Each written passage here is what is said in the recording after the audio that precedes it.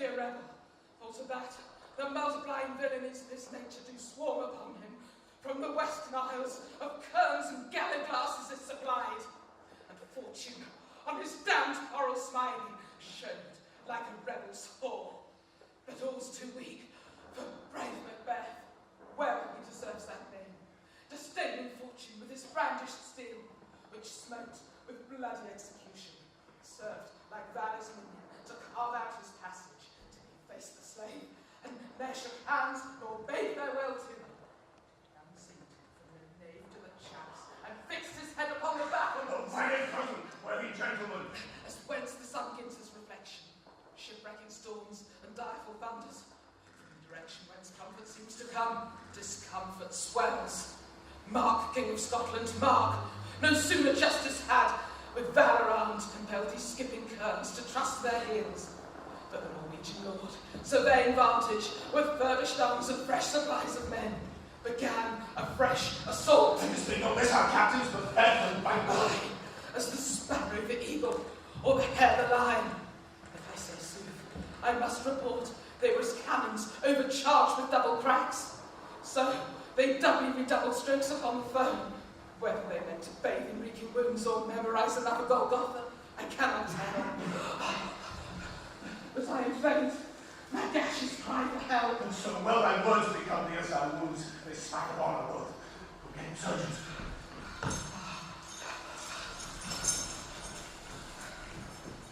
Who's here? Ah, the worthy Thane of Ross. Hastens to his high socially look that seems to speak things strange. God save the king. Let's get some worthy Thane.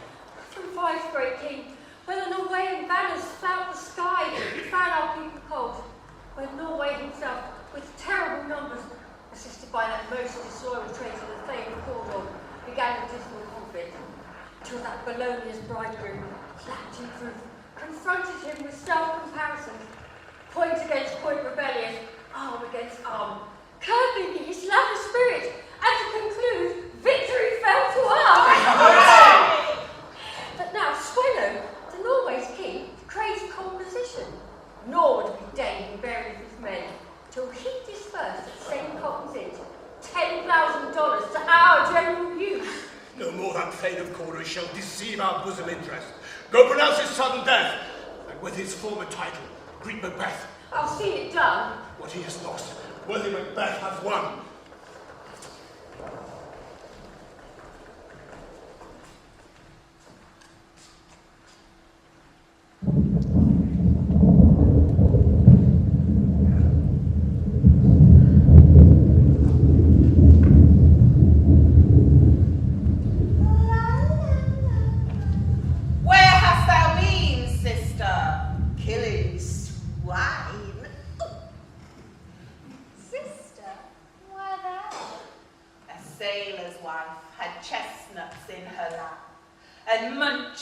Munched and munched. Give me, quoth I want thee weech, the rump-fed Runyon cried. Her husband's to Aleppo gone, master of the tiger, but in a sieve I'll thither sail. And like a rat without a tail, I'll do, and I'll do. Oh, I'll give thee a wind. Thou art kind. And I another. I myself have all the other, and the very ports they blow, all the quarters that they know in the shipman's card. I will drain him dry as hay, and sleep shall neither night nor day hang upon his penthouse lid.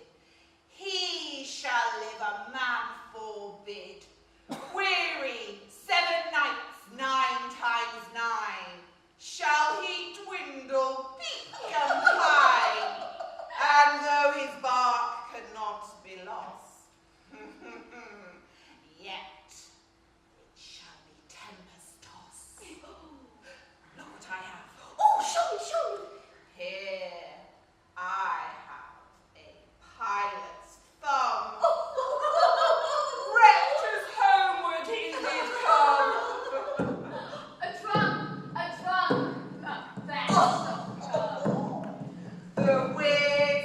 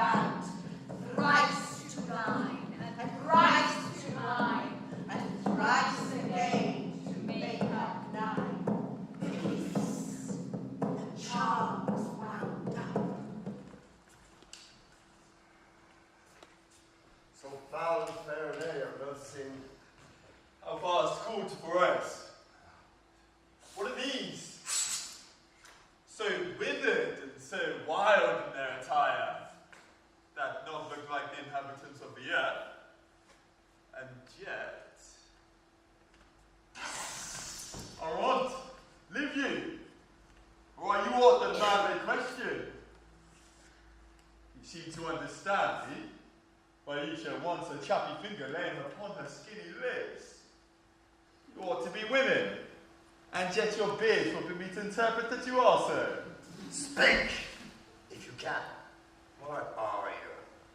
All hail, Macbeth. Hail to thee, Thane of Glamis. All hail, Macbeth. Hail to thee, Thane of Cawdor. All hail, Macbeth. It shall begin hereafter.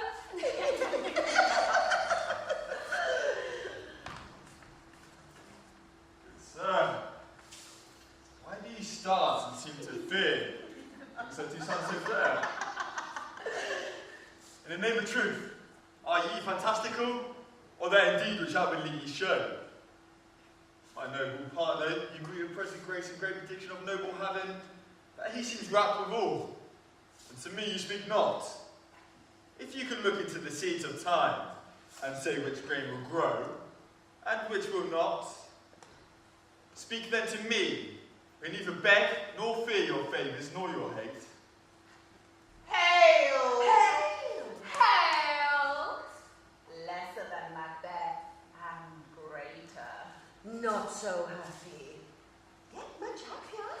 Thou shalt get kings, though thou be none. So all hail Macbeth and Banquo! Banquo and Macbeth, all hail! Stay. You imperfect speakers, tell me more. By sinuous death, I know I am Thane of Glamis, but how of Cawdor? The Thane of Coral leaves, a prosperous gentleman. But the true king stands not within the prospect of belief. Say from whence you hold this strange intelligence, and why upon this blasted eve you stop our way with this prophetic greeting. Speak! I charge you! The earth hath bubbles, and these are of them. Whither are they vanished? Into the air, and what's incorporeal melted as breath into the wind. Was such things here that we do speak of? Of we eaten on the insane brute that takes a risen prisoner? Your children shall be king. You shall be king. Oh, and Thane of Cawdor too, when it comes. To the self-same tune of words. Who's here?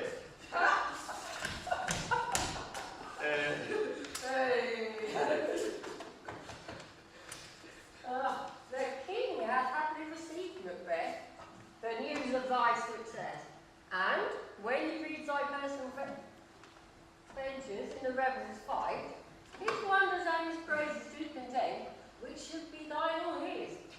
Silence with that, in viewing over the self-same day, he finds thee in the stout Norwegian ranks. Nothing afeard of what thyself did make strange images of death. As thick as hail came post with post, and each one did bear thy praises in his kingdom's great defence, and poured them down before him. We are sent by our royal master to give you thanks. Only tell thee into his sight, not pay thee. And, for an earnest of the greater honour, he bade me, from him, call thee Thane of Cawdor. So hail, most worthy Thane, for it is thine. What? Can the devil speak true? The Thane of Coral leaves. Why do you dress me in borrowed robes? Who was the Thane lives yet, but under heavy judgment bears that life which he deserves to lose. Whether he was combined with those of Norway, or did lie the rebel with hidden help and vantage, I know not. But treason's capital confessed and proved have overthrown him. Glamis and Thane of Cawdor. The greatest is behind. Thanks for your pains. Do you not hope your children shall be kings, when those who gave the Thane of Cawdor to me promised no less to them? Thou trusted home. Why just enkindle you unto the crown, besides the Thane of Cawdor? But 'tis strange.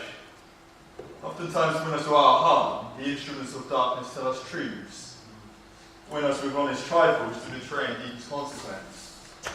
Cousins, a word, I pray you. Two truths are told. as the happy prologue to the swelling act of the imperial field. I thank you, gentlemen. This supernatural soliciting cannot be ill.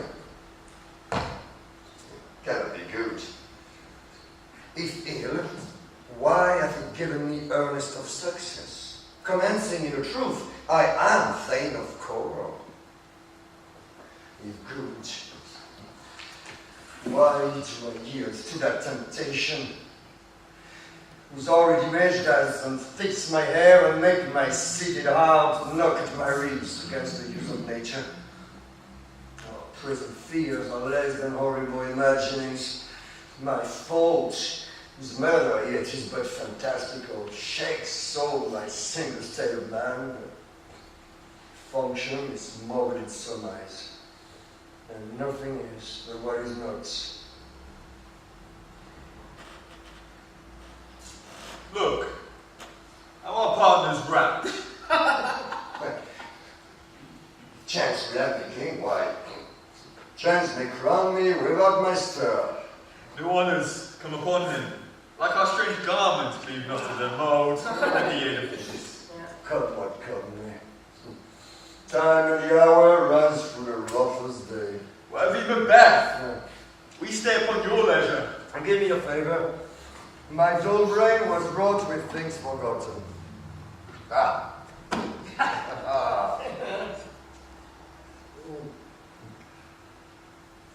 Gentlemen, your names are registered where every day I turn the leaf to read them. Let us toward the king. Think upon what has chanced, and at more time, the interim having waited, let us speak of free hearts each to other. Very pleasant. Till then, enough. Come, friends.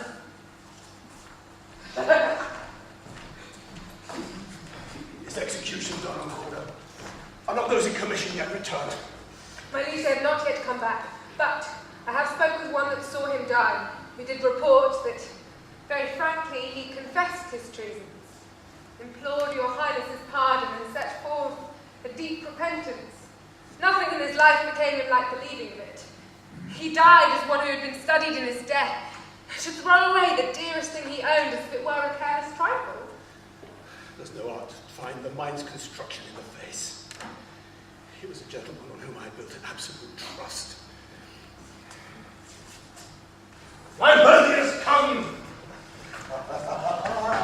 Instead of my ingratitude, even now is heavy on me. Thou art so far before, the swiftest wing of recompense is slow to overtake thee. Would I had less deserved, that the proportion both of thanks and payment might have been mine. Only I have left to say, more is thanked you than more than all can pay. The service and the loyalty we owe in doing it pays itself. Your Highness' part is to receive our duties, and our duties are to your throne, your state children and servants, which do but what they should, by doing everything safe towards your love and honor. I have begun to plant thee, and will labour to make thee full of growing. Worthy Banquo, who hath no less deserved, nor must be known no less that have done so, let me enfold thee and hold thee in my heart. There, if I grow, the harvest is your own. My plenteous joys, wanton in fullness, seem to hide themselves in drops of sorrow. Sons, kinsmen, thanes, and those whose places are the nearest, know. We will establish our estate upon our eldest, Malcolm, whom we name hereafter the Prince of Cumberland. Which honour must not, unaccompanied, invest him only. But signs of nobleness shall, like stars, shine on all deservers. And hence to Inverness, The rest is labour, which is not used for you. I'll be myself the harbinger and make joyful the hearing of my wife with your approach. So humbly take my leave. My worthy queen. Prince of Cumberland. state on which I must fall down was overlit, for in my way it lies. Oh, stars, hide your fires, but let not light see my black and deep desires. The eye wink of the hand, yet let that be which the eye fears when it is done to see. True, noble Banquo. He is full so valiant that in his commendations I am fed. It is a banquet to me, that after him whose care has gone before him bid us welcome. It is a peerless kinsman.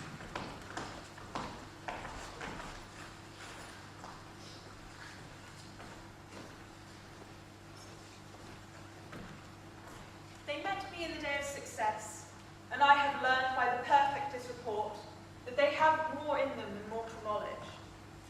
When I burned in desire to question them further, they made themselves air into which they vanished. Whilst I stood wrapped in the wonder of it, came missives from the king, who all hailed me Thane of Cawdor, by which title before these weird sisters saluted me, and referred me to the coming on of time with, Hail, King that shall be. This have I thought good to deliver thee, my dearest partner of greatness, that thou mightst not lose the dues of rejoicing by being ignorant of what greatness is promised thee. Lay it to thy heart and farewell. Comes thou art, and Cawdor, and shall be what thou art promised. Yet, do I fear thy nature? 'Tis too full of the milk of human kindness to catch the nearest way. Thou wouldst be great, not up without ambition, but without the illness should attend it. What thou wouldst highly, that wouldst thou holily, wouldst not play false, and yet would wrongly win. Thou hast great glance, that which cries, that thou must do if thou have it, and that which rather thou dost fear to do than wishes should be undone. That I may pour my spirits in thine ear, and chastise with the valour of my tongue all that impedes thee from the golden round, which fate and metaphysical aids seem to have thee crowned withal. What's your tidings? The king comes here tonight. Thou art mad to say it. Is not my master with him, who once so would have informed for preparation? So please you, it is true, your fame is coming. One of the fellows had the speed of him, who almost dead for breath, at scarcely more that would make up the message. Give him tending, he brings great news. The raven himself is horse that crooks the fatal entrance of Duncan under my battlements. Come, you spirits that tend on mortal thoughts, unsex me here and fill me from the crown to the toe with a top full of direst cruelty. Make thick my blood, stop up the access and passage to remorse, that no compunctuous visitings of nature shape my fell purpose, nor keep peace between the effect and it. Come to my woman's breasts and take my milk for gall, you murdering ministers, wherever in your sightless substance you wait on nature's mischief. Come, thick night, and pall thee in the dunnest smoke of hell, that my keen knife sees not the wound it makes, nor heaven peep through the blanket of the dark to cry, hold, hold! Great glance, worthy Cawdor! Greater than both of all hail hereafter, thy letters have transported me beyond this ignorant present, and I feel the future in the instant. My dearest love, Duncan comes here tonight. And when goes hence? Tomorrow, as he purposes. Oh, never shall sun that morrow see. Your face, my Thane, is as a book where men may read strange matters. To beguile the time, look like the time. Bear welcome in your eye, your hand, your tongue. Look like the innocent flower, but be the serpent under it. He who's coming must be provided for. And you shall put this night's great business into my dispatch, for all our days and nights to come, give sorely sovereign sway and masterdom. We will speak further. Only look up clear, to alter fate that ever is to fear. Leave all the rest to me. This castle hath a pleasant seat. The air sweetly and nimbly recommends itself unto our gentle senses. This guest of summer, the temple haunted Marlet does approve. Why his loved mercenary, the heavens rest most wooingly here. No jutty, frieze, buttress, nor coin of vantage, but this tender bird is made to broken cradle, where they must breed in horns. I have observed the air is delicate. See our honoured hostess. The love that follows us sometimes is our carboot. We thank us God. Here and I teach you how you should bid God heal us for your pains. Thanks for your hands. All our service, in every point twice done, and then done double, were poor and single business to contend against those honours deep and broad where within your majesty loads our arms. To those of old and the late dignities heaped up to them, we rest your hands.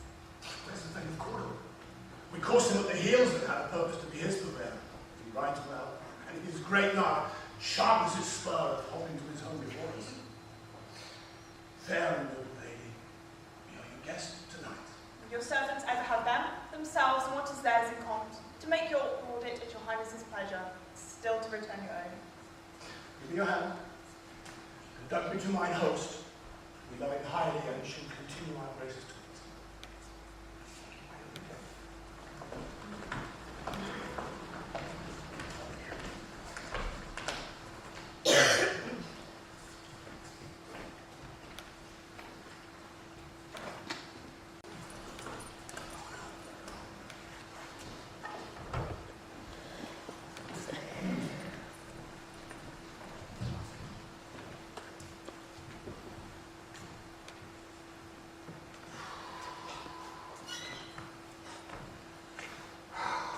It were done when 'tis done. That 'twere well, it were done quickly. The assassination could trammel up the consequence and catch with the thirsty success. That but this blow might be the be-all and the end-all here. But here, upon this bank and short of time, we jump the life to come. But in these cases, we still have judgment here. That we but teach bloody instructions, which being taught return to plague the inventor. This even-handed justice commands the ingredients of a poison chalice to our own lips.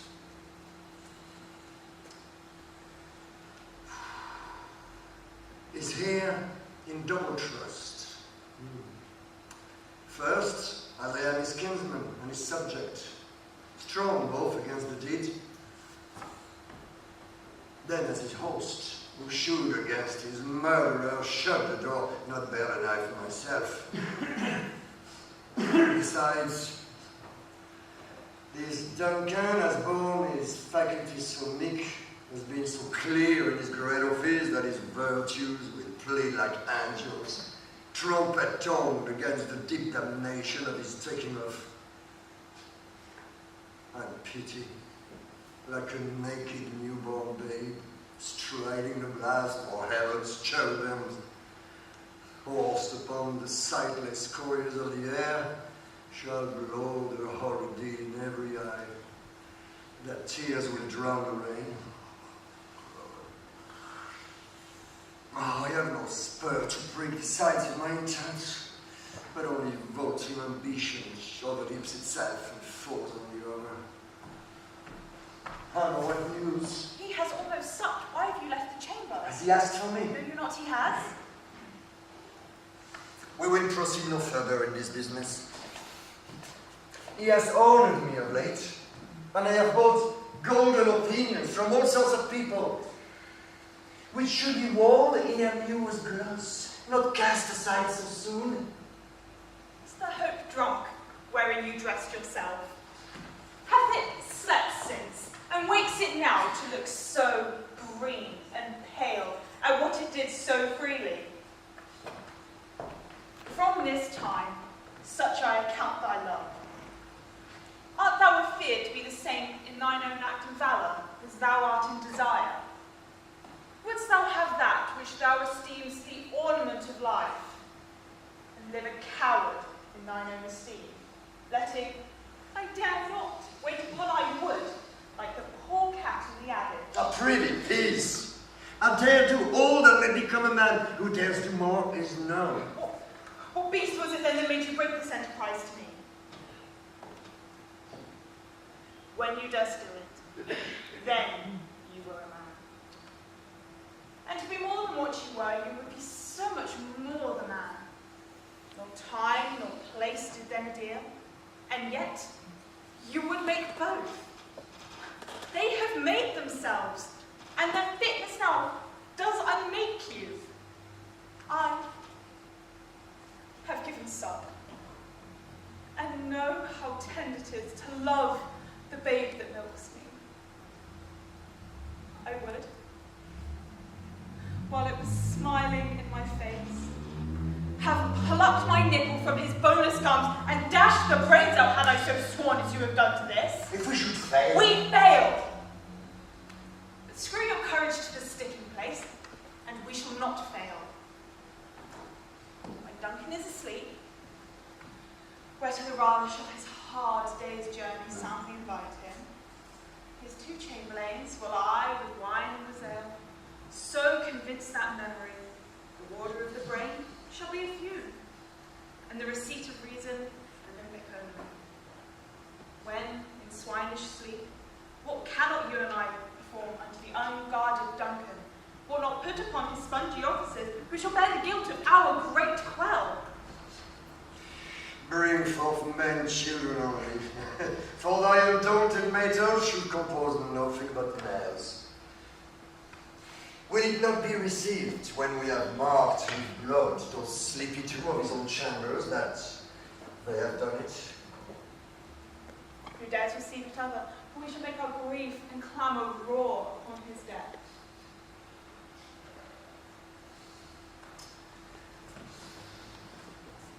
I am settled, and banner each corporal allegiance to this terrible feat. Away, and mock the time with fairest show. Foe's face must hide what the foe's heart doth know.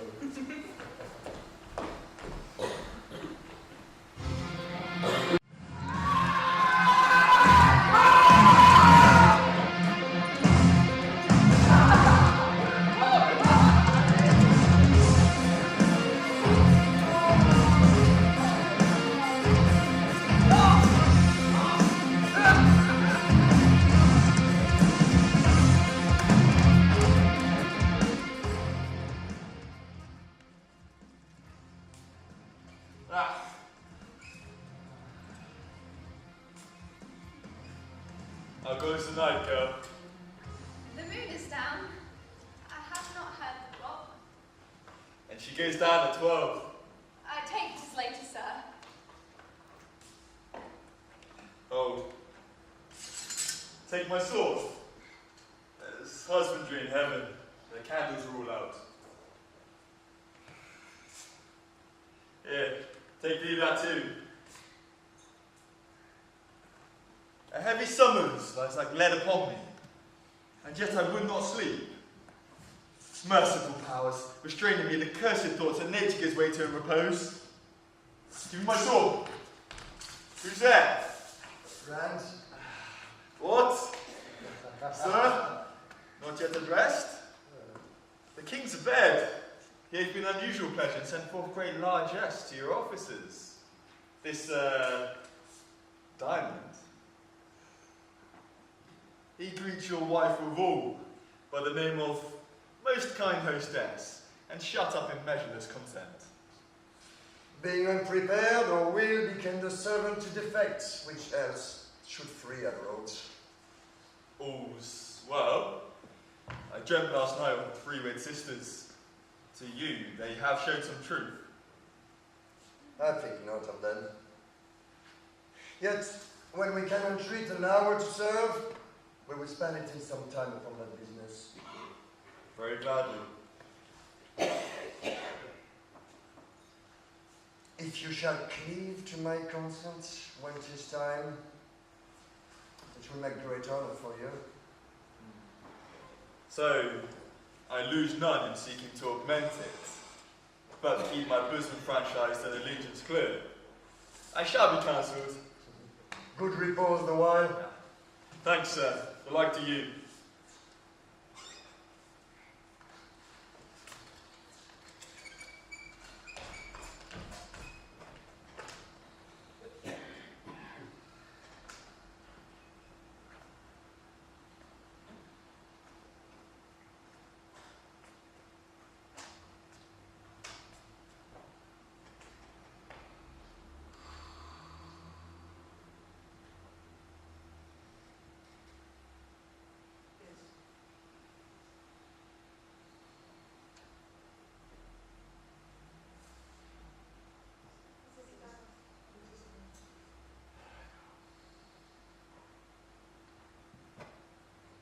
It is the dagger which I see before me. The handle toward my hand. God, let me clutched it.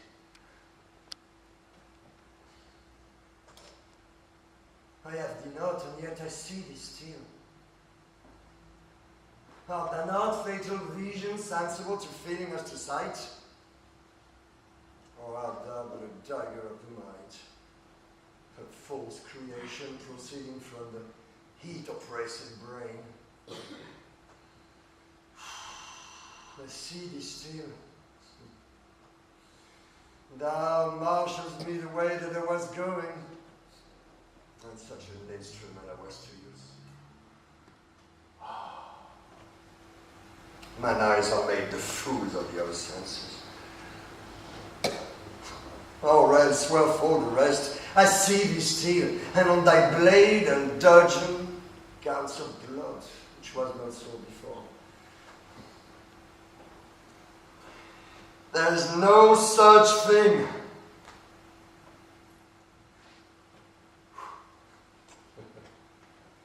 It is the bloody business which informs those to mine eyes. Now, over the one-eyed world, nature seems dead. And wicked dreams abuse the curtain sleep. Witchcraft celebrates pale Hecate's offerings and wayward murder, alarmed by Sentinel the wolf whose howls is watch. Hence, with his stealthy pace, with Tarquin's ravishing strides towards his design, moves like a ghost. Oh, thou sure and firm set earth, hear not my steps, which when I walk, for fear thy very stones prate of my whereabouts, and take the present horror from the time, which now suits with it. While I fret, he leaves, worlds to the heat of deeds too cold breath gives.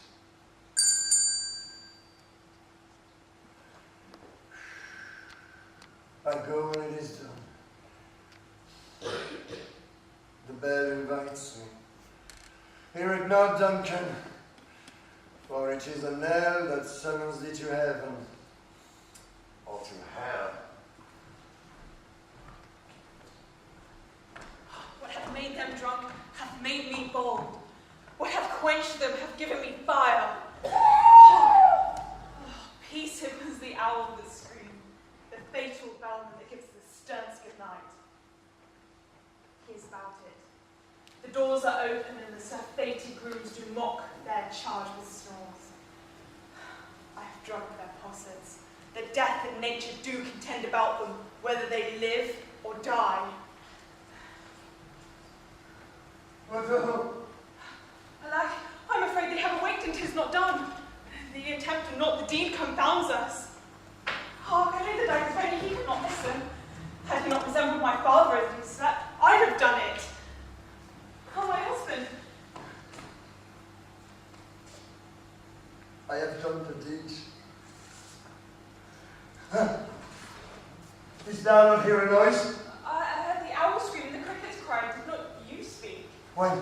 Now. As I descended? I. This is a sorry sight. A foolish thought to say a sorry sight.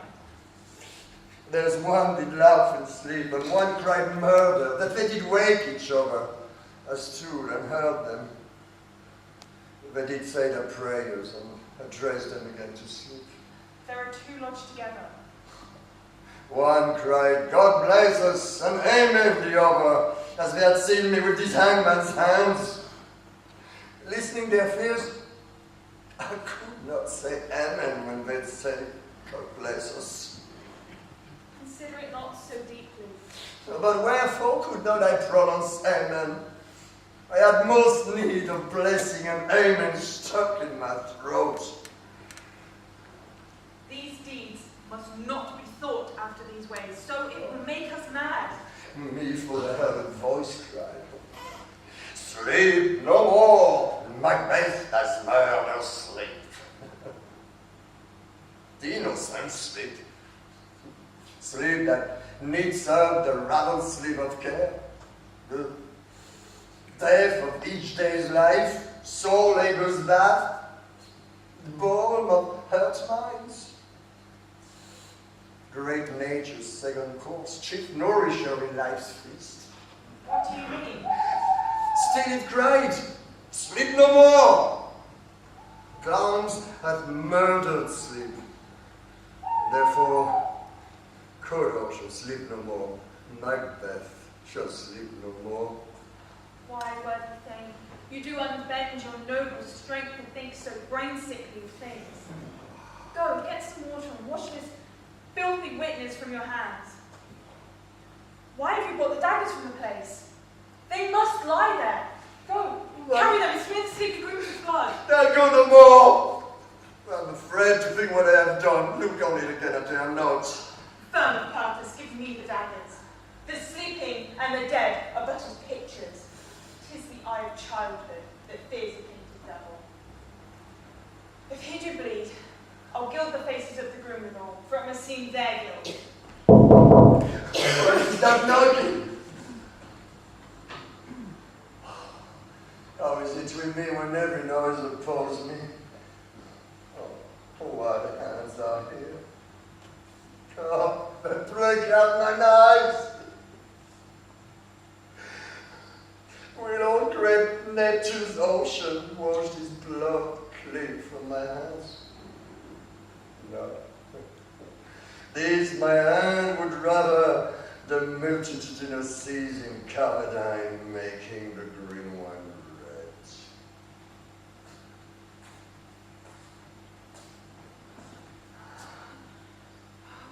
My hands are of your colour, but I shame to wear a heart so white. Hark, looking in the south entry. Retire we to our chambers. A little water clears us of this deed. How easy is it then? Your constancy hath left you unattended. Go, get on your nightgown lest occasion call us, and show us to be watchers. Be not lost so poorly in your thoughts. To know my deed, to have best not know myself. Why, Duncan, with thy knocking, I would thou couldst.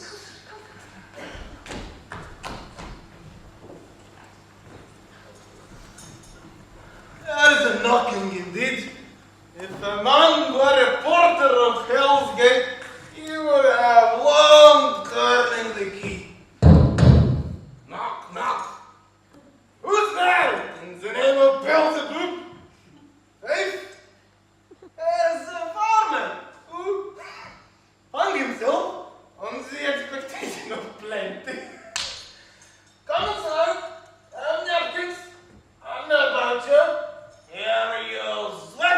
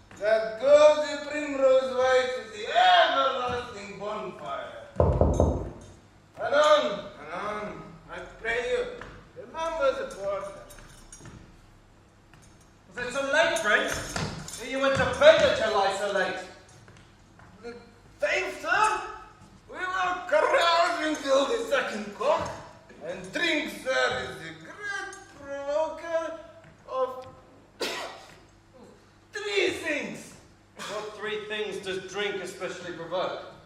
Mary, sir, nose painting, slip, and urine. Naturally, sir. It provokes and provokes.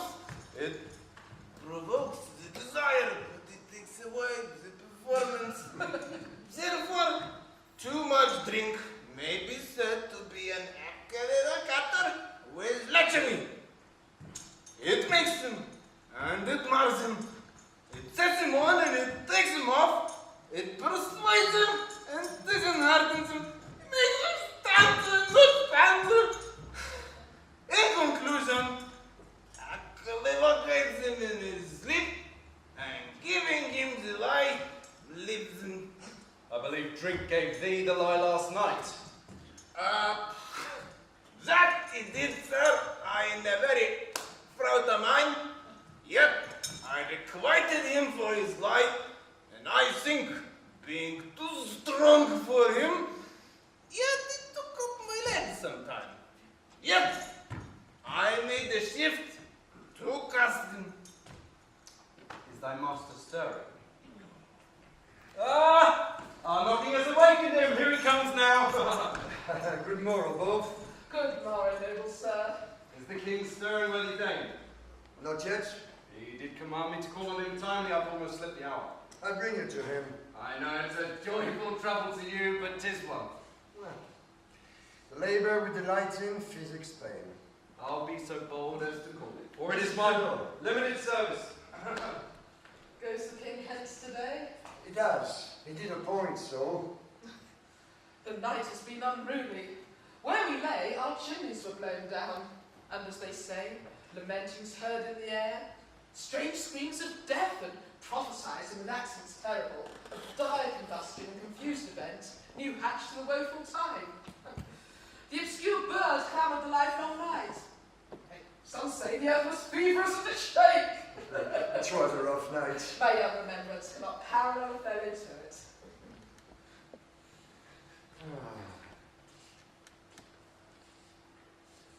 Oh, horror. Horror. Horror. Tongue nor heart dare nor speak nor name. What's the What's the matter? matter? Most sacrilegious murder hath broke over. The lords anointed temple and stolen into the life of the building. What is this you say, your life? Mean you his majesty? Approach the chamber and destroy your sight. With this new Gorgon, do not bid me speak. See and then speak yourselves.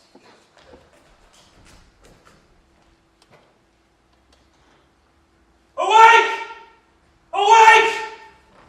Ring the alarm bell! Murder and treason! Banquo! Donald Vane, Malcolm! Shake off this downy sleep desk counterfeit and look upon death himself! Up, up and see the great doom's image! Malcolm! Banquo! As from your graves rise up and walk like sprites to countenance this horror! Ring the bell! What's the business that such a hideous trumpet calls to parley the sleepers of this house? Speak, speak. My ever gentle lady, it is not for you to hear what I can speak. The repetition in a woman's ear would murder as it fell. Bangkok, I was master's maid. Oh, alas, what in our house? Too cruel anywhere. Dear Duff, I pray thee contradict thyself and say it is not so.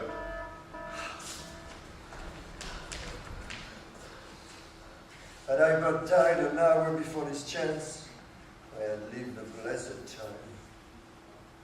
From this instant there is no thing serious in mortality. All is but toys. Renown and grace is dead.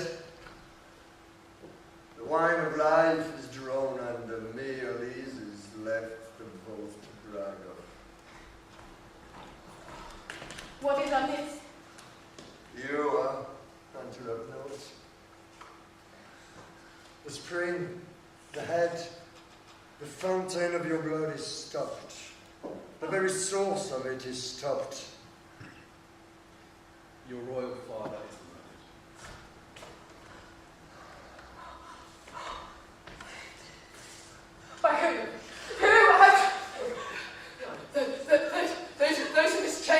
they said had done it. Their hands and faces were all batched with blood. As for their daggers, which, unwiped, we found upon their pillows, they stared and were distracted. No man's life was to be trusted with them. Oh, but I do repent me of my fury that I did kill them. Wherefore did you so? Who can be wise? Amazed, temperate and furious, loyal and neutral in a moment, no man. The expedition of my violent love outrun the poser, reason. Here lay Duncan, his silver skin laced with his golden blood, and his gashed stabs look like a bridge in nature for ruined waste fortunes. There the murderers, steeped in the colours of their trade, their daggers unmannerly breached with gore. Who could refrain? What a heart to love, and in that heart courage to make his love known. Help me, Hans. Oh. Look to the lady. Why do we hold our tongues that most may claim this our argument for ours? What should be spoken here? Where our fate, hidden in an augur wall, may rush and seize us? Let's away. Our tears are not yet through. Nor our strong sorrow on the foot of motion. Look to the lady.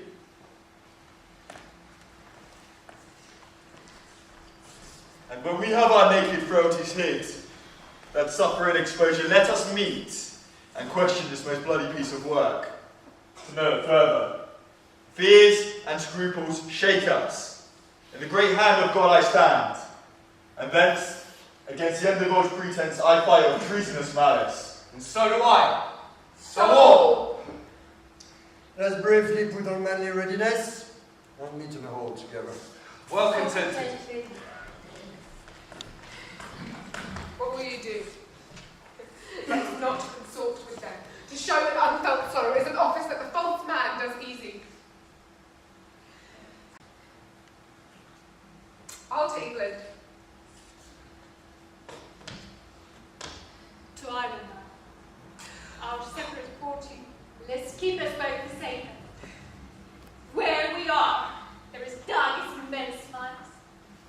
The near in blood, the near in blood. This murderous shaft that shot has not yet lighted. And our safest way is to avoid the aim. Therefore, to horse. And let's not be dainty of leave-taking, but swift away. There's warrant in that theft which steals itself when there's no mercy left.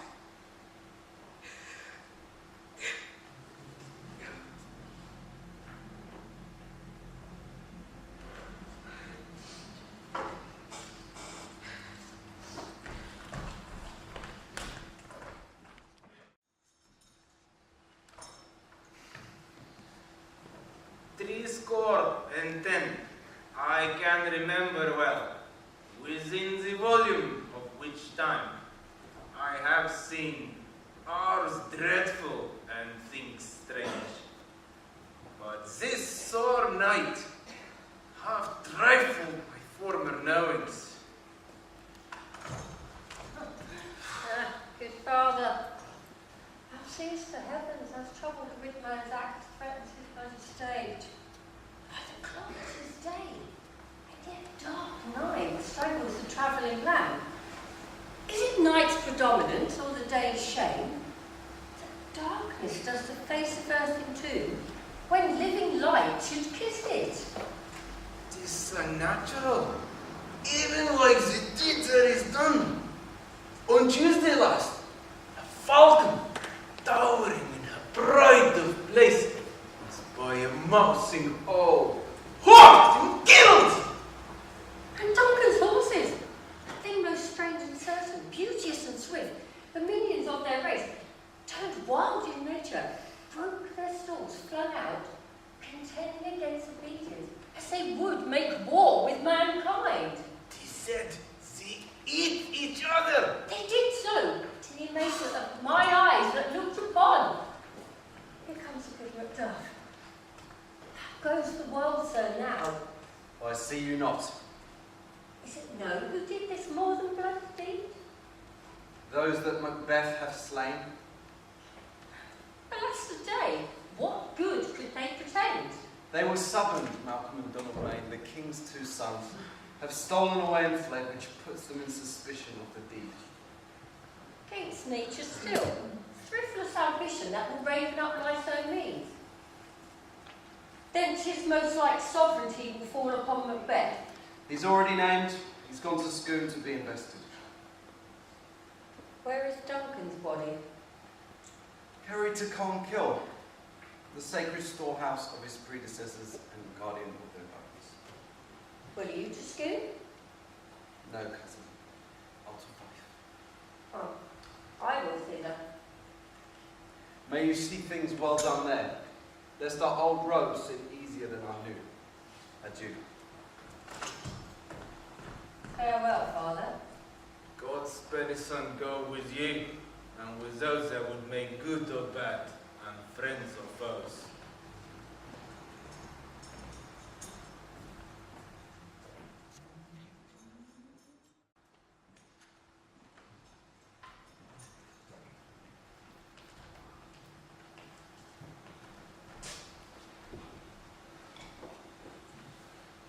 Thou hast it now. King, Cawdor, Glamis, all, as the weird women promised, and I fear thou payest most foully for it. Yet it was said, it should not stand in thy posterity, but that myself should be the root and father of many kings. If there comes truth from them, as upon thee, Macbeth, their speeches shine. Why, by the verities on thee, made good, may they not be made my oracles as well and set me up in hope? But hush, no more. Here's our chief guest. If we had been forgotten, it is a gap in our great feast, and all things unbecoming. Tonight we hold a solemn service, sir, and I request your presence. Let your highness command upon me, to the which my duties are, with a most indissoluble tie, forever knit. Ride you this afternoon? Aye, my good lord.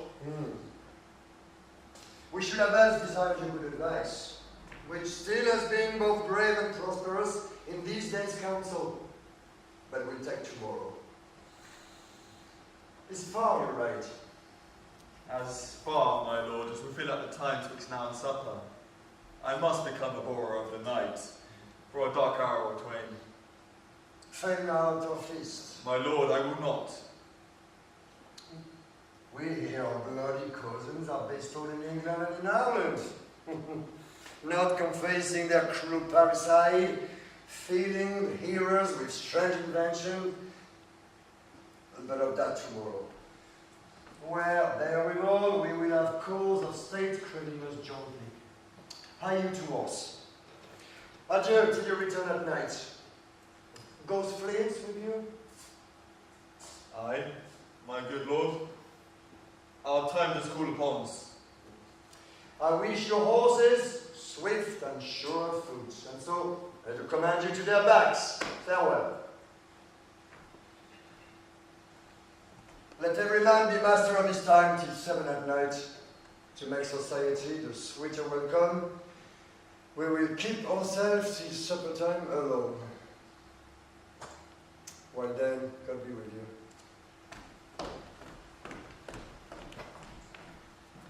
Sarah, sir, a word with you.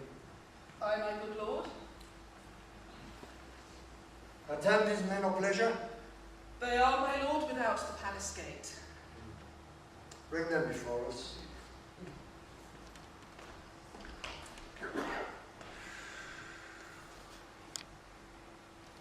To be thus is nothing, but to be safely thus. All fears and vanquished deep, and in his royalty of nature reigns that which would be feared. 'Tis much he dares, to that dauntless temple of his mind, he had the wisdom that does guide his valor to act in safety.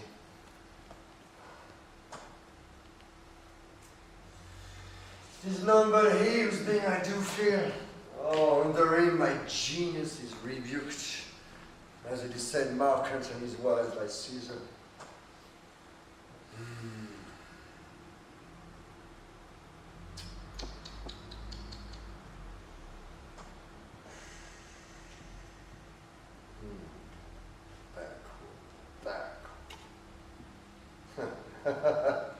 He cheated the sisters when first they put the name king upon me, bade them speak with him, and prophet-like they had him father to a line of kings. Upon my head they place a fruitless crown and put a barren scepter in my grip, thence to be wrenched with an unlineal hand. No son of mine succeeded. If it be so, for Banquo's issue have I find my mind, for then the gracious Duncan have I murdered, put rancors in the vessel of my peace only for them, and mine eternal jewel given to the common enemy of man, to make them kings, the seal of Banquo king. Rather than so, come fate into the least and champion me to the utterance. Who's there?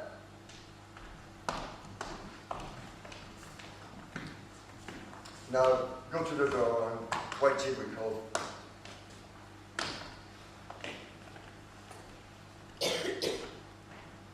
Was it not yesterday we spoke together? It was, so please your highness. Well then, now, have you considered of my speeches? Know that it was he, in the times past, that held you so under fortune, which you thought had been your innocent self. This I made good to you in our last meeting. Passed in probation review, how you were borne in hand, how crossed, the instruments, who wrote with them, and all thing else that to a half-soul and a notion crazed say thus did Banquo. You made it known to us. I did so, and went further. Which is our point of second meeting. Do you find your patience so predominant in your nature that you can let this go? Are you so gospeled to pray for this good man and his issue, whose heavy hand has bowed you to the grave and begged yours forever? We are men, my liege. In the catalogue, you go for men. As hounds and greyhounds, and mongrels, spaniels, cur, chops, water-rogues, and demi-wolves are collect all by the name of dogs. The valued file distinguishes the swift, the slow, the subtle, the housekeeper, the hunter, everyone according to that gift which bounteous nature hath in him placed, whereby it has received particular addition from the bill that writes them all alike. And so are men. Now, if you have a station in the file, not in the worst rank of manhood, say it, and I will put that business in your bosoms, whose execution takes your enemy off, and grapples you to the heart and the love of those who bear or health but sickly in his life, which in his death are perfect. I am one, my liege, whom the wild blows and buffets of the world have so incensed that reckless what I do, despite the world. And I another, so riddled with disasters felt in fortune, that I would bet my life on any chance to mend it or be ridden. Both of you know that Banquo was your enemy. That's true, my lord. So is he mine. And such blood standing that every minute of his being thrusts against my nearest of life. And though I could with perfect power sweep him from my sight and bid my will about it, yet I must not. For certain friends that are both his and mine, with whose love I may not drop. But when his fall, which I myself struck down. And thence it is that I, to your assistance, to make love, masking the business from the common eye for sundry weighty reasons. We shall perform what you command us. Through our Your lives. spirit shines through you.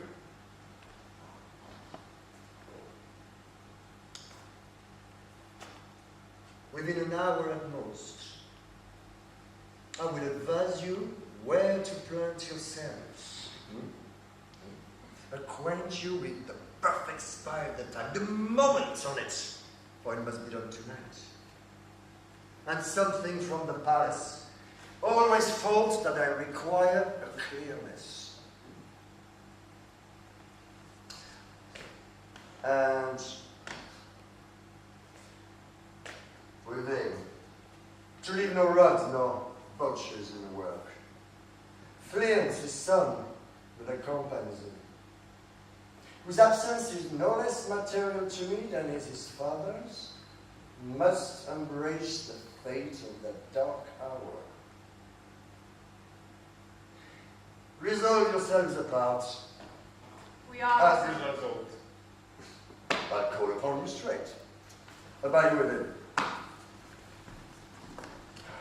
It is concluded. Banquo, thy soul's flight, if it find heaven, must find it out tonight.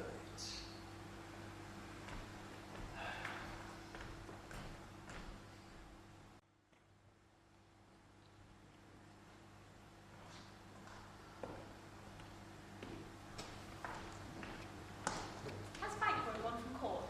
I imagine that returns again this evening. Say to the king I would attend his leisure for a few words. Madam, I will. Naught's had, all spent where our desires got without content. 'Tis safer to be that which we destroy than by destruction dwell in doubtful joy. How now, my lord? Why do you keep alone? Of sorriest fancies your companions making, letting those thoughts which should indeed have died with them, they think on. Things without all remedy should be without regard. What's done is done. We have scourged the snake, not killed it. She'll close and be herself again, whilst our poor malice remains in danger of the former truth. But let the frame of things disjoint. Both the worlds suffer. Here we will eat our meal in fear and sleep in the affliction of these terrible dreams that shake us nightly. Oh, better be with the dead, whom we, to gain our peace, have sent to peace, than on the torture of the mind to lie in restless ecstasy. Duncan is in his grave. After life fitful fever, he sleeps well.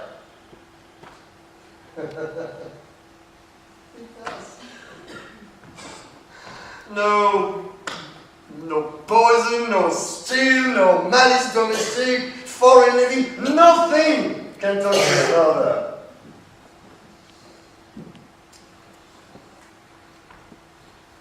Come on, gently, my lord.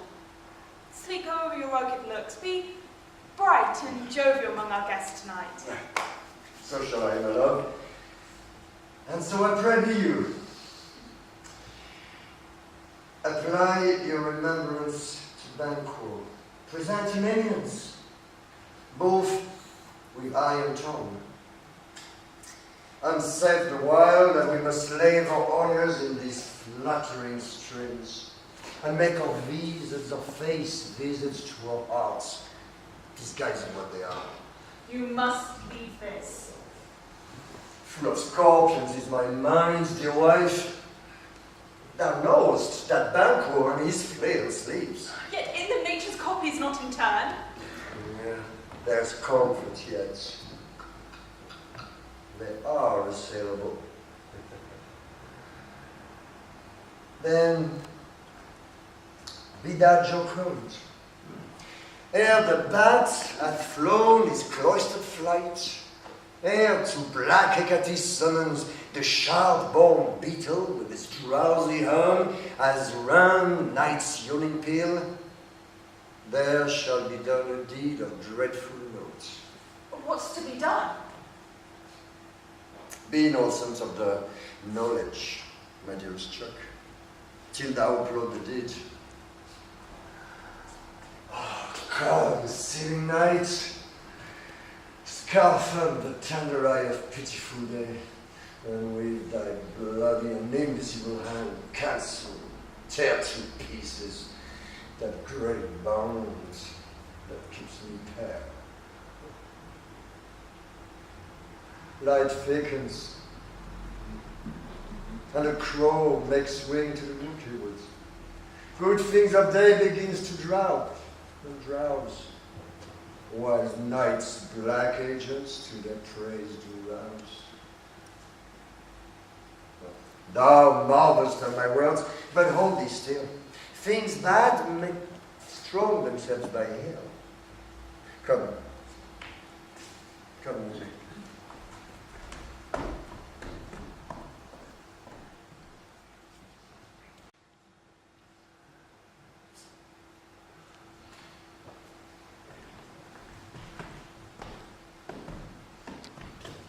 But who did bid thee join with us? Macbeth. He needs not our mistrust, since he delivered our offices and what we have to do to the direction just. Then stand with us. The west yet glimmers with some streaks of day, now spurs the later traveller apace. To gain the timely near the inn approaches, the subject of our watch. I hear horses. Give us a light there! Ho! Then 'tis he livers that are within the note of expectation already are in the court. His horses go about. Yeah, now, almost a mile. So it does actually, so all men do, from hence to the palace gate, make it their walk. Right! It's here! Stand to it. It will be rain tonight.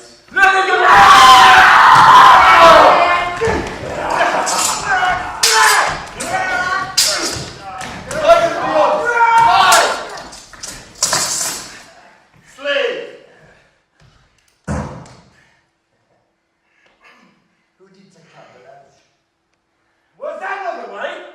We lost the best half of our affair. There's only one of them in town. The son's fled. Then let's away and see how much is done.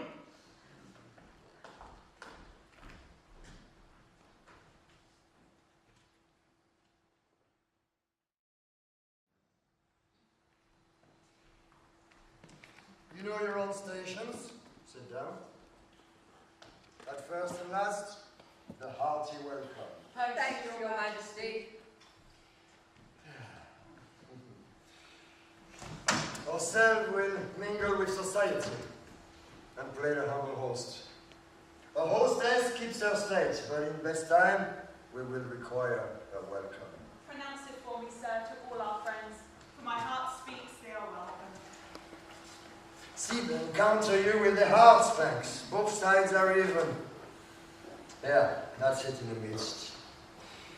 Be large in mirth, anon we'll drink a measure, the table round. There's blood upon thy face. This Banquo's then. Better he without than he within. Is he dispatched? Aye, my lord. His throat is cut. That I did for him. Thou art the best of the cutthroats. Though he's good who did the like for flails. If thou didst it, thou art the non-parade. Most well served. Flint escaped. Oh, then comes my feet. For I had as been perfect. Whole as the marble, grounded as the rock, as broad and general as the casing air, but now I am cabin, creep, confined, bound into saucy doubts and fears. But that was safe. Aye, safe in a ditch he bites with 20 trench gashes in his head, and least adept in nature. Thanks for that. There the grown serpent lies. The worm that flayed has nature that in time will venom great. No chief for the present. Get me going. Tomorrow we will hear ourselves again. My royal lord, you do not give the cheer. The beast is sold that's not often vouched, while 'tis a making, 'tis given you welcome, to be for best at home. From thence, the source to meet a ceremony, meeting with my Sweet remembrance, Now, good digestion, wait on good appetite, and health on both. May it please your highness, sit. Here are we now, country honor roofed, where the graced person of our banquet present, whom may I rather challenge for unkindness than pity for mischance. His absence, sir, lays blame upon his promise. Please, your highness, grace us with your company. Ah, the table's full. Here is a place reserved, sir. Where? Here, my lord. What is it that moves your highness? Thou canst not say I did it. Never shake that gory locks at me. Gentlemen, rise. His highness is not well. Sit, worthy friends. 'Tis the thing of custom. If much you note him, you shall offend him and extend his passion. Phoebe regard not.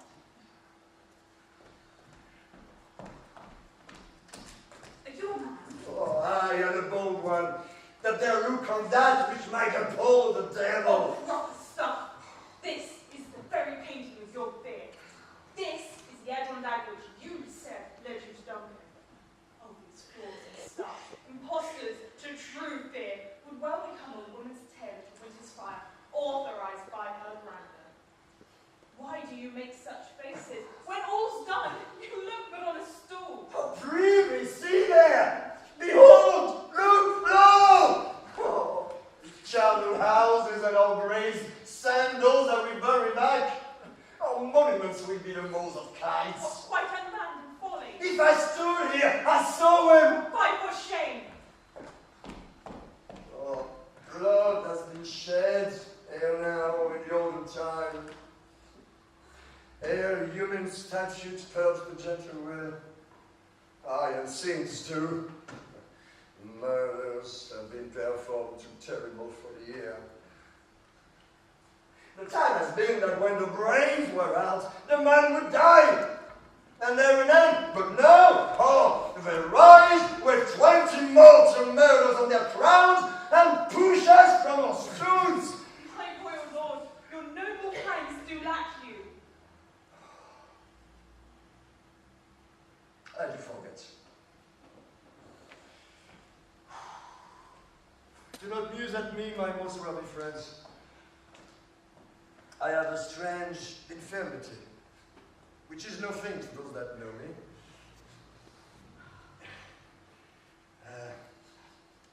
God, love and health to all. Then I'll sit down. Bring me some wine. Fill full. I drink to the general joy of the whole table, and to our good friend Banquo, whom we miss when we were here. To all and him, we first, and all to all. Our duties and pledge. Ah! Above! And quit my sight! Oh, let her find thee. Thy bones are marvelous, thy blood is cold. Thou hast no speculation, no thy which thou dost glare with. I think this rather Frankfurt is a thing of custom, 'tis no other. Only it spoils the pleasure of the time. What man there, I there. Approach thou like the rugged Russian there, the hound rhinoceros, the Hurricane tiger, taking each other nuts! And my nerves shall never tremble. I'll be alive again. Bear me to the desert with thy sword, trembling against and protest me, a baby or a girl. Ah! Horrible shadow. A real mockery. As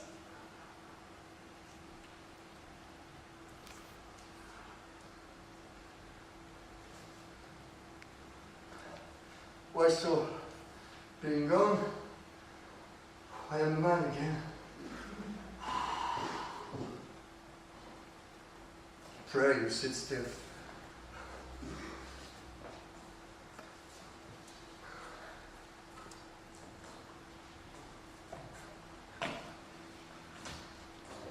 You have displaced the mirth, broke good meeting, most admired disorder.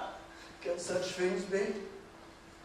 That overcome like a summer's cloud, without all special wonder? You make me strange, even to the disposition that I owe. When I think you can behold such sights and keep the natural ruby on your cheeks when mine is blanched with fear. What sights, my lord? I pray you speak not, it grows worse and worse. Questions enrage him. At once, good night. We're not upon the order of your going, but go at once. Good night, and better health attend His Majesty. A kind good night to all.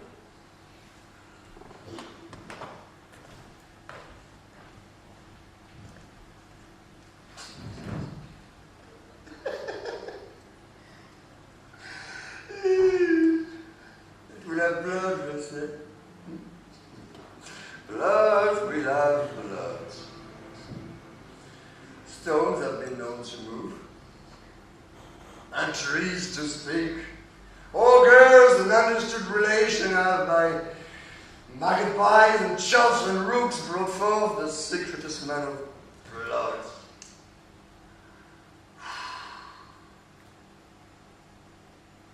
What is the night?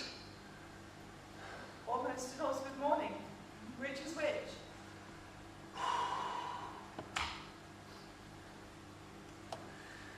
How say thou that Macbeth denies his person at our great bidding? Did you send for him, sir? I hear it by the way, but I will say it. There's not a man of them that in his house I keep a servant feed.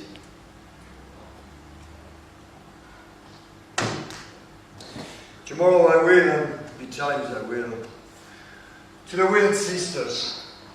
More shall they speak again, for now I am bent to know by the worst means the worst. For mine own good, all causes shall give way. I am in blood steeped in so far that should I wade no more, returning were as tedious as gold. Strange things I have in head, that will to hand, which must be acted, ere that it is canned.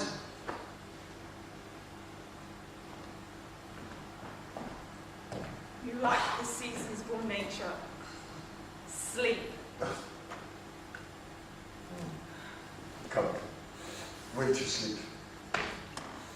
My strange and self-abuse is the initiate fear that wants hard use. We are yet but young indeed.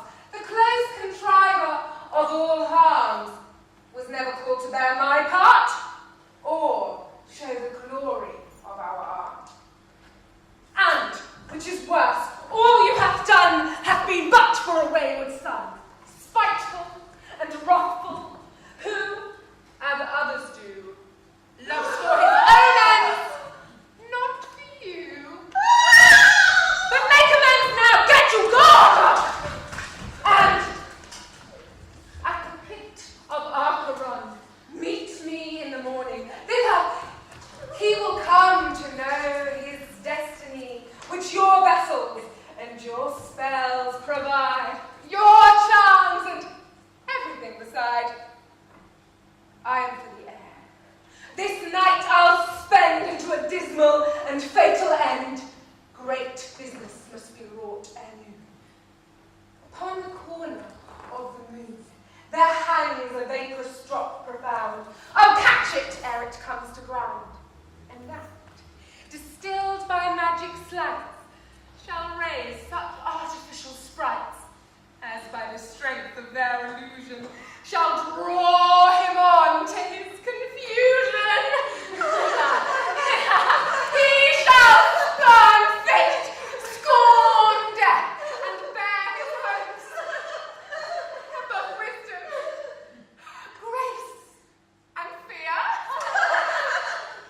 For as you all know, security is mortal's chiefest enemy. Hark! I am called.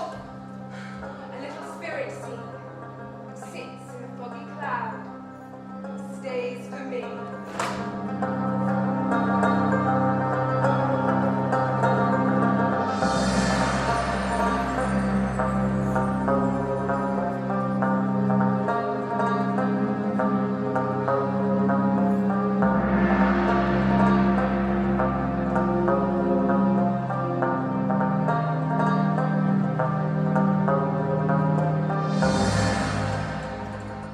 Come, let's make haste. She'll soon be back again.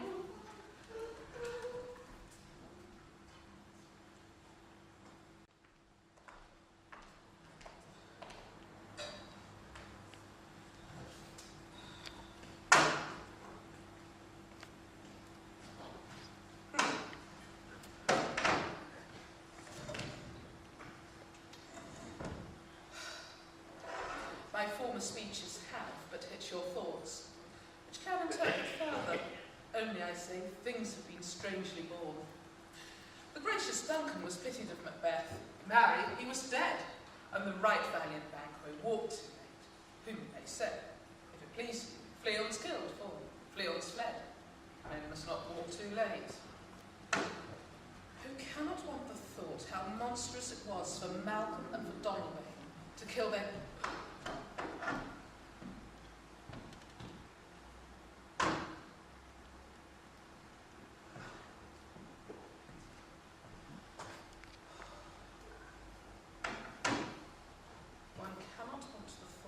monstrous it was for Malcolm and for Donalbain to kill their gracious father.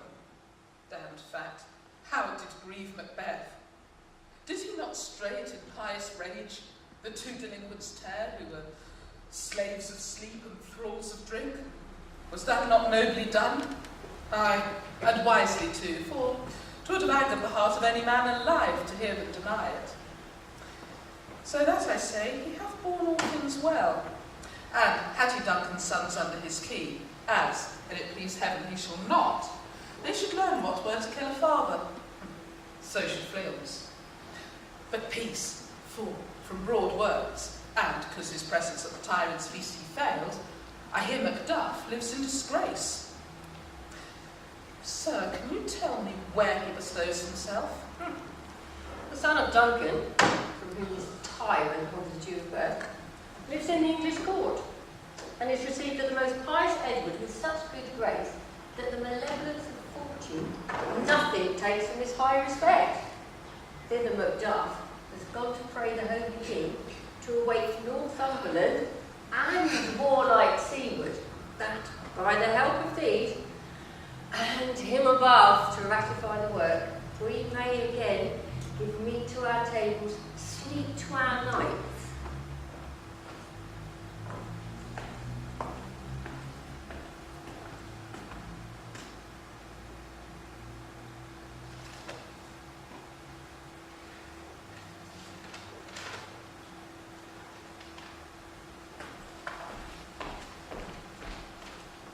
Free from our feasts and banquets bloody night, do faithful homage and receive the honours, all which we pine for. And this report has so exasperated the king that he prepares for some attempt of war. Sent he to Macduff? He did, and with an absolute "Sir, not I," the cloudy messenger turns me his back and hums, as who should say, "You'll rue the day that clogs me with this answer." And that well might advise him to a caution, to hold what distance his wisdom can provide. some holy angel, fly to the court of England, and unfold his message ere he come, that a swift blessing may soon return to this, our suffering country, under a hand accursed. I'll send my prayers within.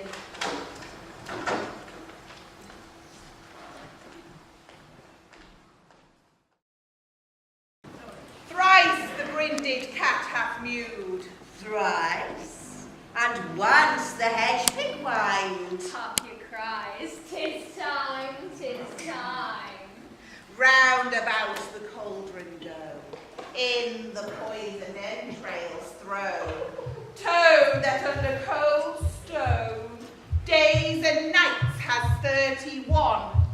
Sweltered venom, sleeping god, boil thou first in the charmed pot. Double, double, toil and trouble, fire burn and cauldron bubble. Ooh. Fillet of fanny snake, into the cauldron boil and bake.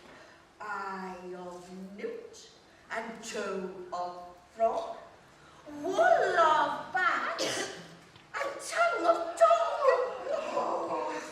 Adder's fork and blindworm's sting, lizard's leg and owlet's wing, for a charm of powerful treble, like a halbrod boil and bubble.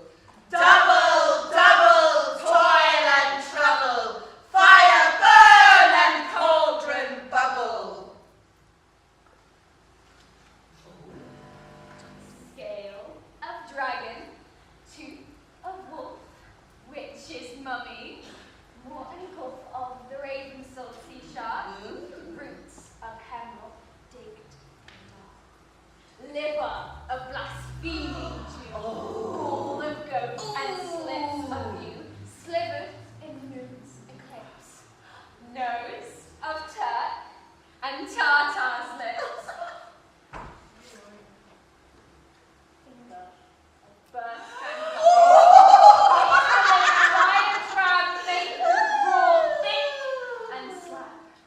Add thereto a tiger's children for the ingredients of our cauldron. Double, double, toil and trouble, fire burn and cauldron bubble. Cool it with a baboon's blood. Then the charm is firm and good. Oh, well done! I commend your pains. And everyone shall share in the games. And now, about the cauldron sing, like elves and fairies in a ring, enchanting all that you put in. We are a circle within a circle, with no beginning and never ending. We are a circle within a circle, with no beginning and never ending.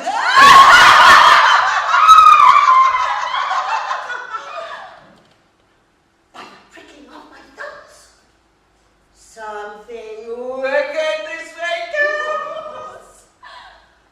Open knocks, whoever knocks.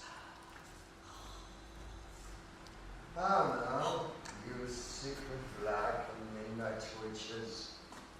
What is to do? A deed without a name.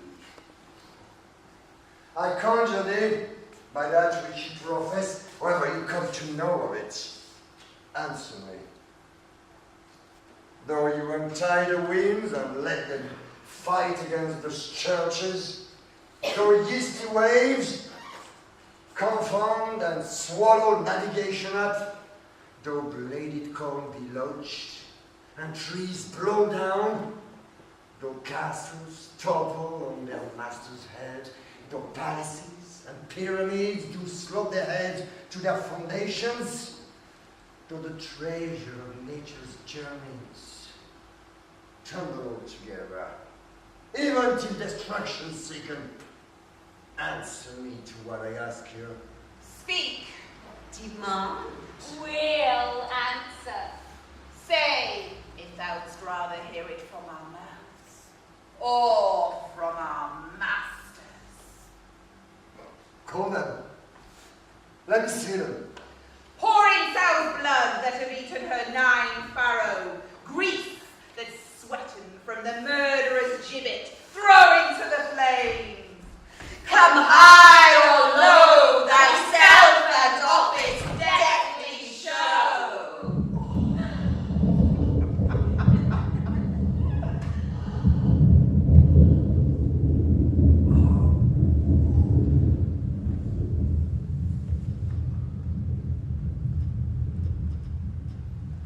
Tell me, thou unknown power. He knows thy thought. Hear his speech, but say thou naught. Macbeth, Macbeth, Macbeth! Beware, Macduff. Beware the Thane of Fife. Dismiss me. Enough! What a large. For thy good caution, thanks. Thou hast helped my fear arise. But one word more. He will not be commanded. Here's another, more potent than the first.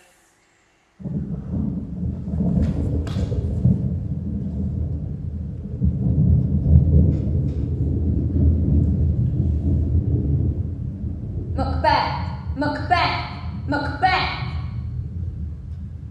And I 3 years have heard thee. Be bloody, bold, and resolute. Laugh to scorn the power of man, for none of women born shall harm Macbeth.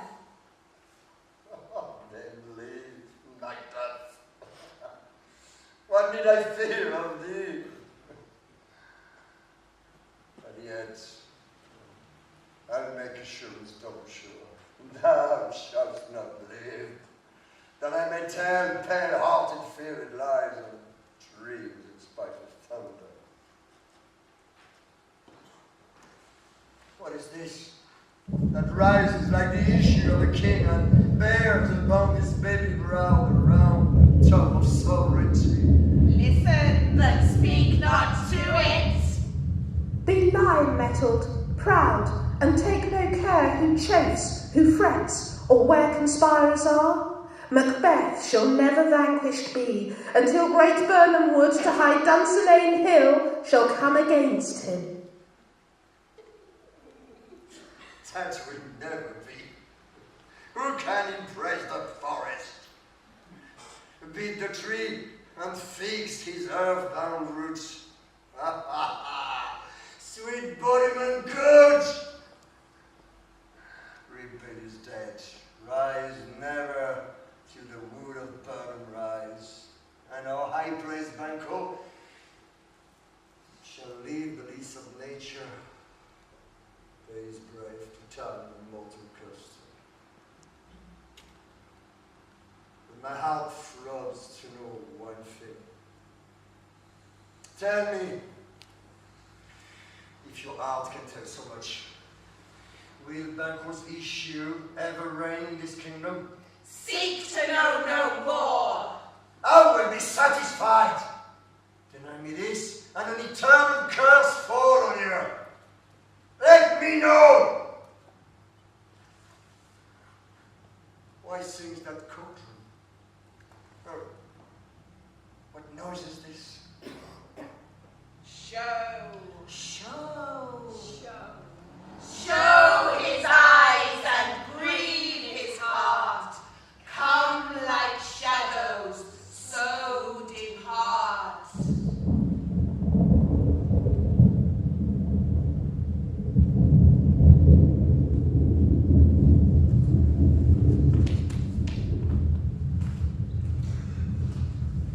Thou art too like the spirit of Banquo down. Thy crown does sear mine eyeballs, and thy hair That awful gold-bound brow is like the first. The third one is like the former. Filthy hags! Why don't you show me this? Another. Fourth.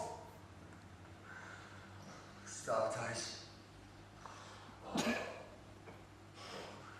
tweak this line, stretch out the crack tube. A seventh. I see no more.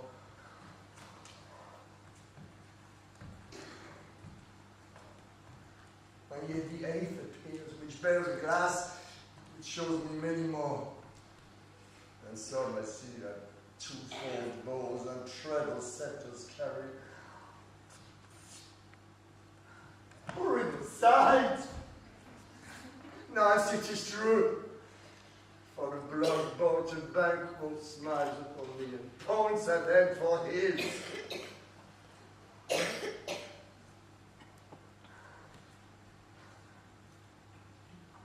Well, is that so? Aye, sir. All this is so. But why stands Macbeth thus amazedly? Come, sisters, cheer we up his sprites, and show the best of our delights. I'll charm the air to give a sound, while you perform your antic round, that this great king may kindly say, our duties did his welcome pay.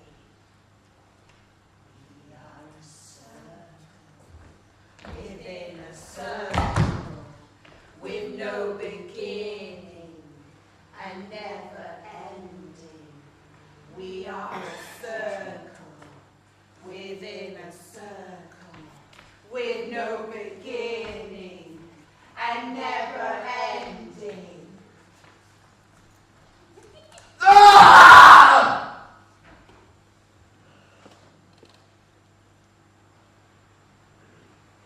Well, they're gone. Let this pernicious hour stand accursed in the calendar. Come in without there. What is your grace's pleasure? So you the weird sisters. No, my lord. Can they not by you? No, indeed, my lord. Infected be the air whereon they ride, and damn all those that trust them. I did hear the galloping of horse. Whose it can by? 'Tis 2 or 3 who bring word. Macduff is fled to England. Fled to England. Aye, my good lord. Time thou anticipatest my dread exploits. The flighty purpose never is overtook, unless the deed go rich. From this moment, the very first thing of my heart shall be the first thing of my hands. And even now, to crown my faults with acts, be it thought and done. The castle of Macbeth, are we surprised, seized upon thief, gave to the edge of the sword his wife, his bed, and all unfortunate soul that trace him in his line. No boasting like a fool. These deeds I'll chew before his purpose grew. But no more sights. Where are these gentlemen? Come, bring me where they are.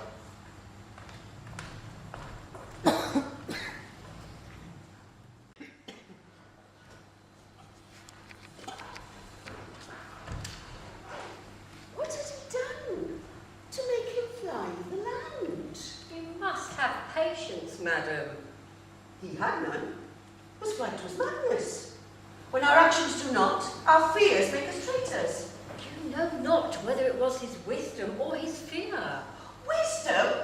To leave his wife, to leave his babes, his mansion and his titles, in a place where he himself doth fly. He loves us not. He natural touch. For the poorer, the most diminutive of birds will fight, hide young ones in the nest against the owl. All is the fear and nothing is the love. As little is the wisdom when it flights or runs against all reason. My dearest coz, I pray you school yourself. For your husband, he is noble, wise, judicious, and best knows the fits of the season. I dare not speak much further, but cruel are the times when we are traitors.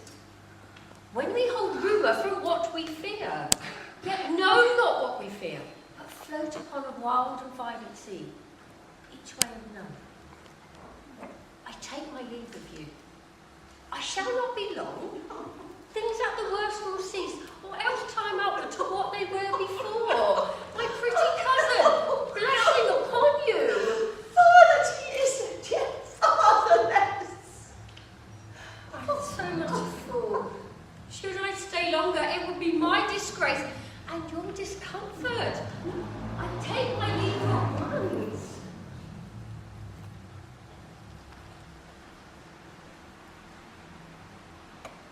Cyril, your father is dead.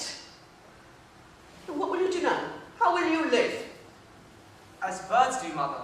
With worms and flies. With what I get, I mean, and so do they. Oh, poor bird. Thou never feared the net nor the lion, the pitfall nor the gin. Why should I? Poor birds, they are not set for. My father is not dead, for all you're saying.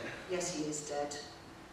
And how will I do for a father? Nay, how will I do for a husband? Why, I can buy me 20 at any market. And then you'll buy him to sell him again. Oh, why thou speakest with all thy wit, and yet in faith, with wit enough for thee. Was my father a traitor, Mother? Aye, that he was. And what is a traitor? Why, one that swears and lies. And be all traitors that do so? Everyone that does so is a traitor and must be hanged. And must they all be hanged who swear and lie? Every one. And who must hang them? Why, the honest men. Then the swearers and lies are fools. For the swearers and lies are enough to beat the honest men and hang up them. Oh, God help thee, poor monkey. But how wilt thou do for a father? If he were dead, you would weep for him. And if you would not, it would be a good sign I should quickly have a new father. Oh, poor prattler, how thou talkst. Bless you, fair dame. I'm not who you know. Though in your state of honor, I am perfect. I doubt some danger is approaching, yea, you will take a holy man's advice. Do not be found here hence with your little one.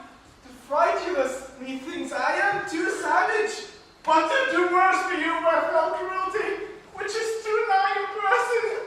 I hereby no longer have I preserve you. But whither should I fly? I have done no wrong.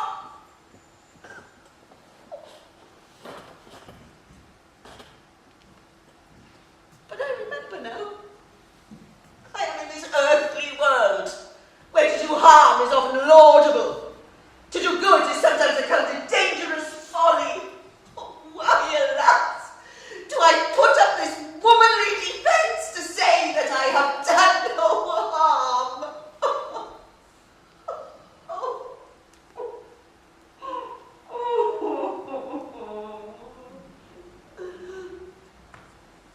What are these faces? What are these faces? Where is your husband? I hope in no place so unsanctified that one such as thou mightst find him. He is a traitor. Thou liest! Second villain! What? You young cry of treachery. You have killed me, Mother! Run away! Betray me!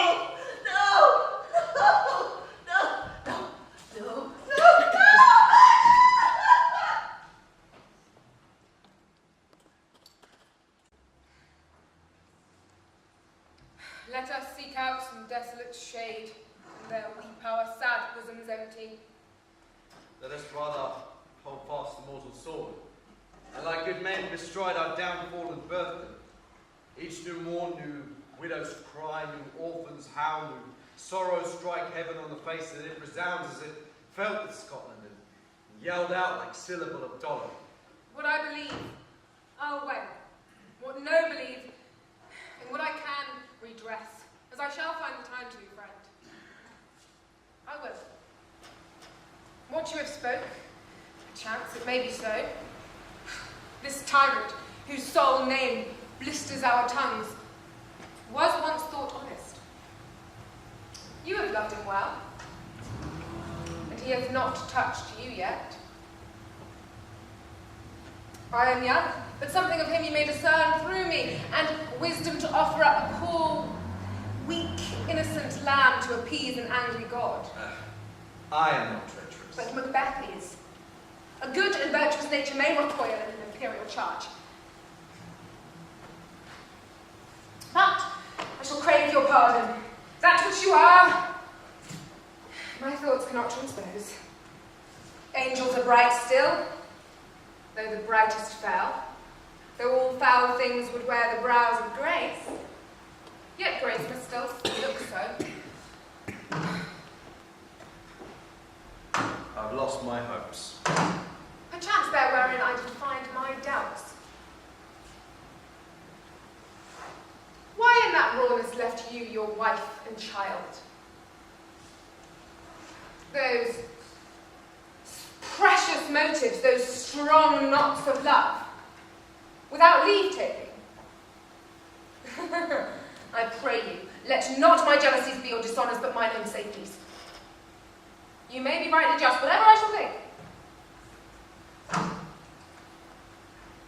Bleed, bleed, poor country. Great tyranny, lay thy bases sure, for goodness dare not check thee. Wear thou thy wrongs, the title is afeard. Fare thee well, Lord, I would not be the villain that thou thinkest for all the spaces in the tyrant's cross, and the riches to boot. Be not offended. I speak not in absolute fear of you. I think our country sinks beneath the yoke. It weeps, it bleeds, in each new day, and gash is added to her wounds. I think with all there would be hands uplifted in my right, and here from gracious England I have offer of goodly thousands. But for all this, when I shall tread upon that tyrant's head or wear it on my sword, yet my poor country will have more vices than it did before, more suffer, and in more sundry ways than ever by him that shall succeed.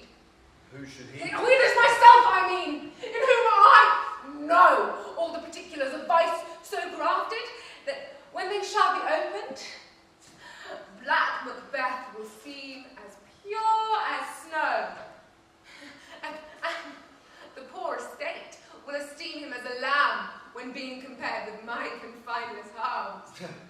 Not in the legions of horrid hell can a devil come more damned in evil to top Macbeth. I grant him he is bloody, luxurious, avaricious, false, deceitful, malicious, subtle, and smacking of every sin.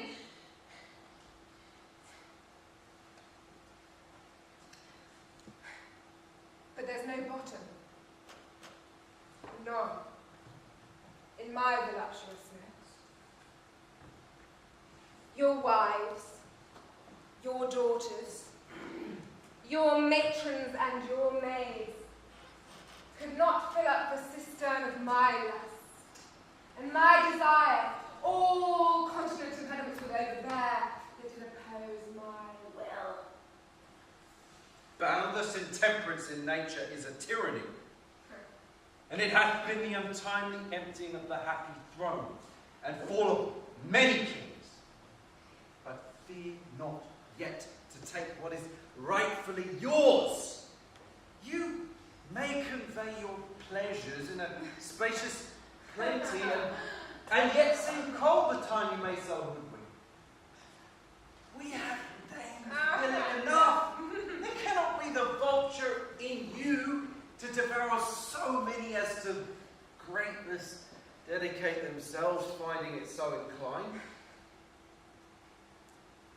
With this there grows, in my most ill-composed affection, such a staunchness avarice, that were I king, I should cut off the nobles for their land, desire his jewels, or this other's house, and mine more having, would be as a source to make me hunger more, that I should forge quarrels against the good and loyal, destroying them for their wealth. This avarice sticks deep, grows with more pernicious root than summer seeming lust, and it hath been the sword of our slain kings. Yet do not fear. Scotland hath voices to fill up the will of your mere own. All these are portable with other graces when. I have none. The king becoming graces such as justice, verity, temperance, stableness, bounty, perseverance, mercy, lowliness, courage, devotion, patience, fortitude. I have no relish of them, but am bound in the division of each several crime, acting in many ways. Nay, had I power, I should pour the sweet milk of concord into hell, uproot the universal peace, and confound all unity on earth. Oh, Scotland, Scotland. If such a one be fit to govern, speak. I am as I've spoken. Fit to govern? No, not fit to live. A nation miserable with an untitled tyrant, bloody sceptred. When will I see wholesome days again? Since the truest issue of thy throne, by his own interdiction stands accursed, and does blaspheme his breed. Thy royal father was a most sainted king. The queen that bore thee, often upon her knees and on her feet, died every day she lived. Fare thee well. These evils that have repeated themselves have banished me from Scotland. Oh, my breast, my hope ends here. Macduff is a noble passion, child of integrity, hath from my soul wiped the black scruples, and reconciled my thoughts to thy good truth and honour. Devilish Macbeth by many of these strains hath thought to win me into his power, and modest wisdom plucks me from over credulous haste. But God above, deal between thee and me. For even now, I put myself to thy direction. And speak mine own detraction. Here abjure the taints and blames I laid upon myself as strangers to my nature. I am yet unknown to woman. I never was forsworn. Scarcely coveted what was mine own. At no time broke my faith. Would not betray the devil to his fellows, and delight no less in truth than life. What I am, truly, is thine and my poor country's to command. Whither indeed, before thy here approach, old Seaward, with 10,000 warlike men already at point, was setting forth. And now will together, and the chance of goodness be like our warranted quarrel.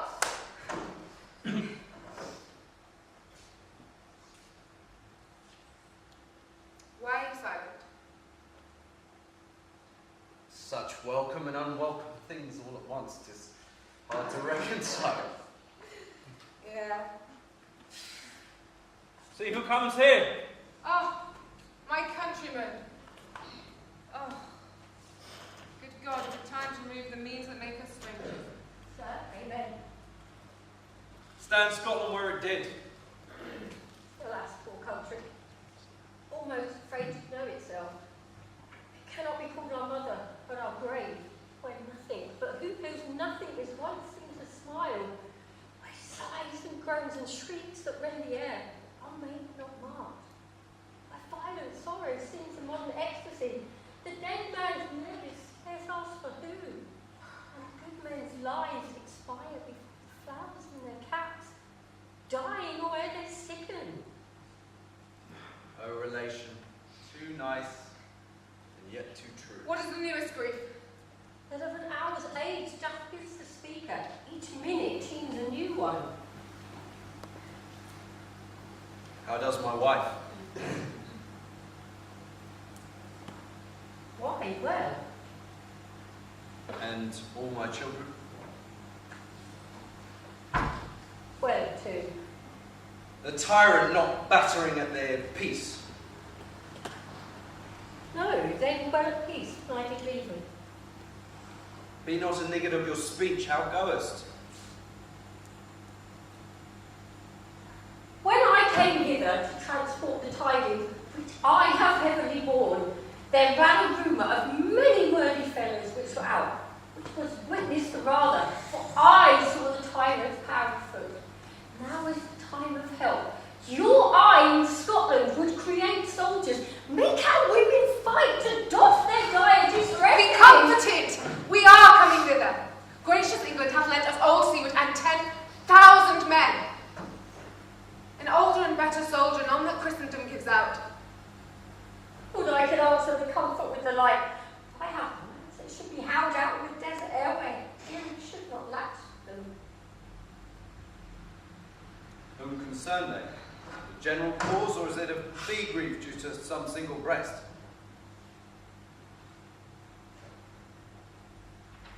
No mind is honest, but in it shares some woe. When the main part takes you alone. If it be mine, keep it not from me. Quickly let me have it.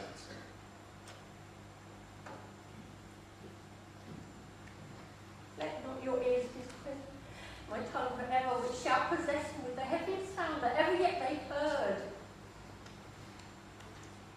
I guess I do. Your castle is surprised. Your wife, Babe, savagely slaughtered. To relate the manner of the murder of the poor it did, and the death of you. Oh, merciful heaven. What man? Do not hold your hat upon your brow.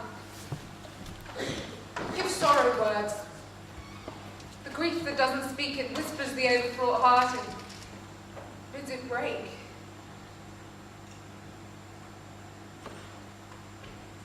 My children.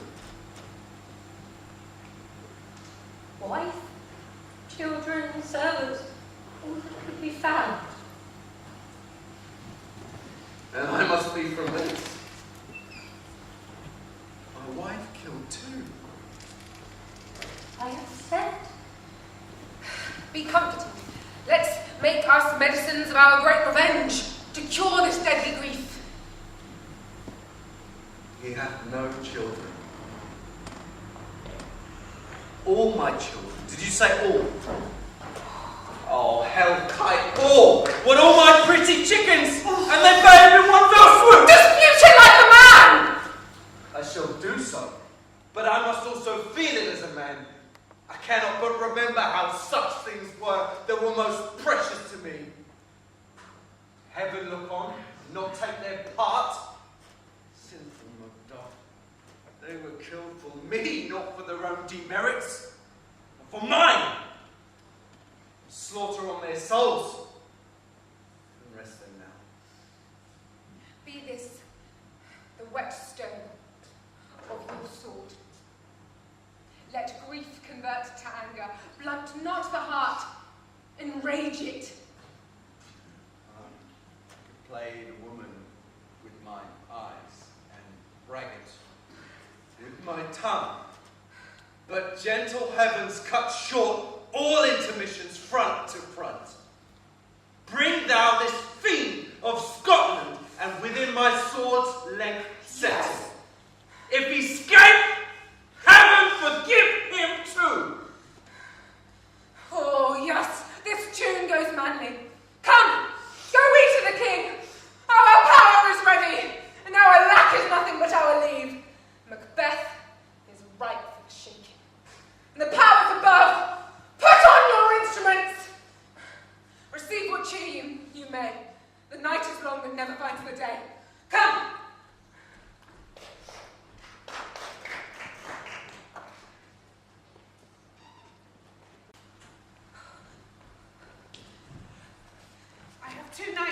with you, but can perceive no truth in your report. When was it she last walked? Since His Majesty went into the field, I have seen her rise from her bed, throw her nightgown upon her, unlock her closet, take forth paper, fold it, write upon it, and afterwards seal it and again return to bed. Yet all this whilst in the most fast sleep. Great perturbation in nature, to receive at once the benefit of sleep and do the effects of watching. In this slumbery agitation, apart from her walking and other actual performances, what at any time have you heard her say? That's so, which I will not report after her. You may to me, and 'tis most meet you should. Nor to you, nor to anyone having no witness to confirm my speech. Oh, no, here she comes. Upon my word, fall asleep. Observe her, stand close. How came she by that light? Why, it stood by her. She has it with her continually, it's just like mine. You see, her eyes are open. Aye, but her senses shut. Well, what is it she does now? Look how she rubs her hands. It is an accustomed action with her, to seem thus rubbing her hands. I have known her to continue it a quarter of an hour. Yet here's a spot. Oh, she speaks. I will set down what comes from her to satisfy my remembrance the more strongly. Out, damn spot! Out, I say! 1, 2. Well, it is time to do it. Miss Mercury. Fie, my lord, fie. A soldier and a feared. What need we fear who knows it when none can call our power to account?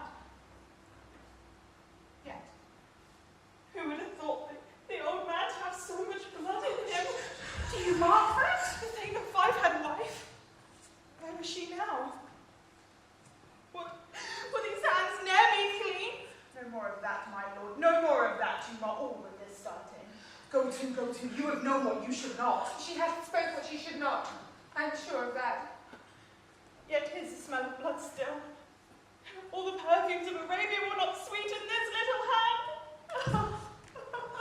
Oh, what a sigh is there. The heart is sorely charged. I would not have such a heart in my bosom for the dignity of my whole body. Well. Oh, pray God it be so. This disease is beyond my practice. Yet, I have known those which have walked in their sleep, who have died holily in their beds. Get on the lie down. Look not so pale. I tell you yet again, Banquo's buried.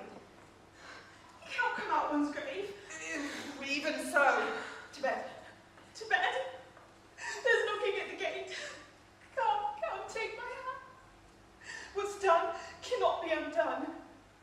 To bed. To bed. To bed. Will she go now to bed? Directly. Foul whisperings are abroad. Unnatural deeds do breed unnatural troubles. Affected minds to their deaf pillows will discharge their secrets. More needs she the divine than the physician. God forgive us all. Look after her. Remove from her the means of all annoyance, but still keep eyes upon her. So, good night. My mind she has mated and amazed my sight. I think, but dare not speak. Good night, good doctor.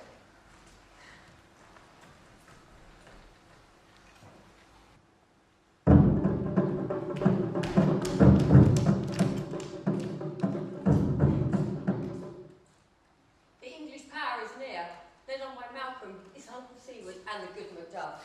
Revenge is burning them, for their dear causes would to the bleeding and the grim alarm excite the mortified man. Near Burnham Wood shall we meet them. That way they are coming. Who knows if Donalbain is be with his brother?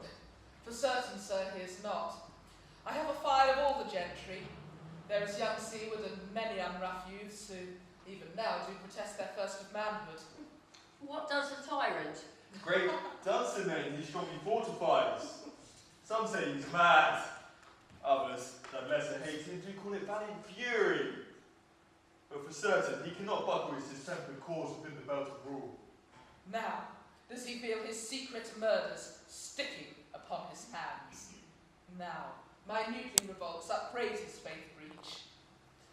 Those he commands move only in command, nothing in love. Now, does he feel his title hang loose about, like a giant's robe upon a dwarfish thief? Who then can blame his pestilent senses to recall and start, when all that is within him does blame itself for being there? Well, march we on, to give obedience where 'tis truly owed. Meet we the medicine of the sickly will, and with him, pour we, each drop of us. Or, so much as it needs, to dew the sovereign flower and drown the weeds. Make we our march towards Birmingham!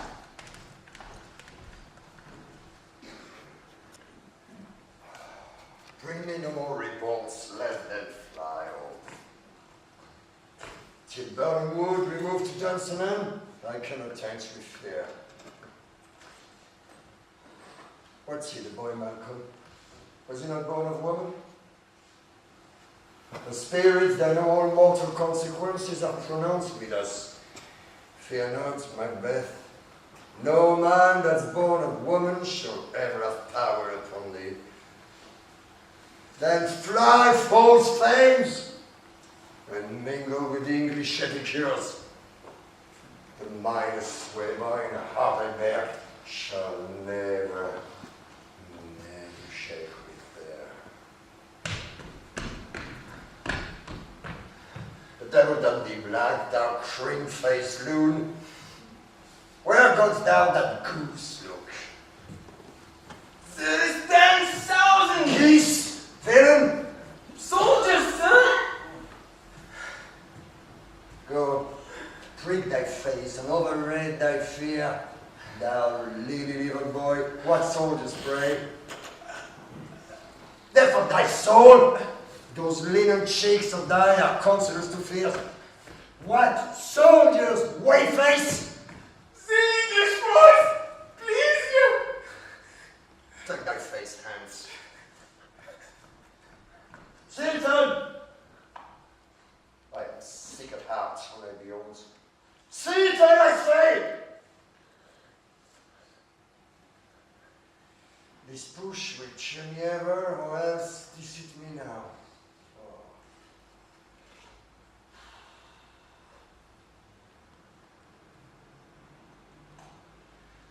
Oh, I'm so weary.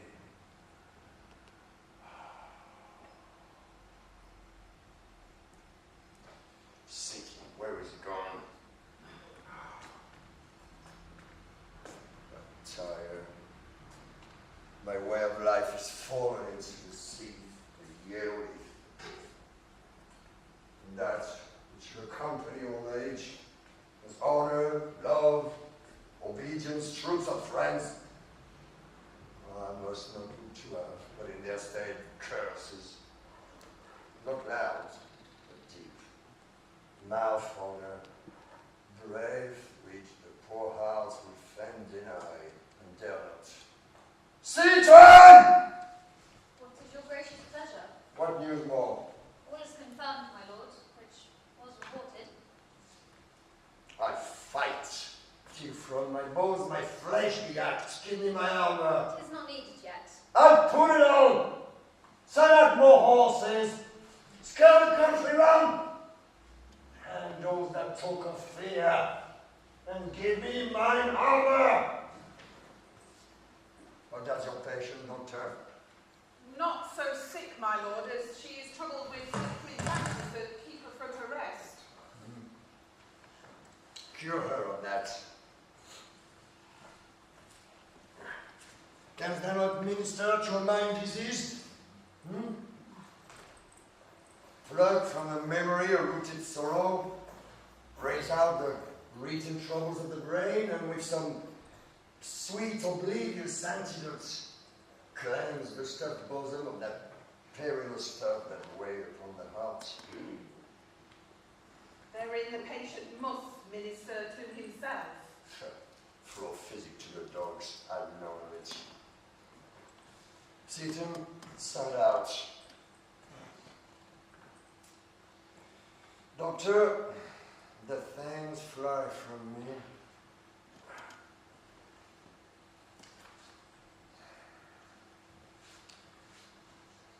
If If thou couldst, Doctor, if thou couldst cast the water of the land, find out disease, and purge it to a sound and pristine health, I would applaud thee to the very echo that should applaud again. Send out, I say. What rhubarb? Say now, what purgative drug would scour these English hands? Hearest thou of them? Aye, my good lord. Your royal preparation makes us hear something. Bring it up to me.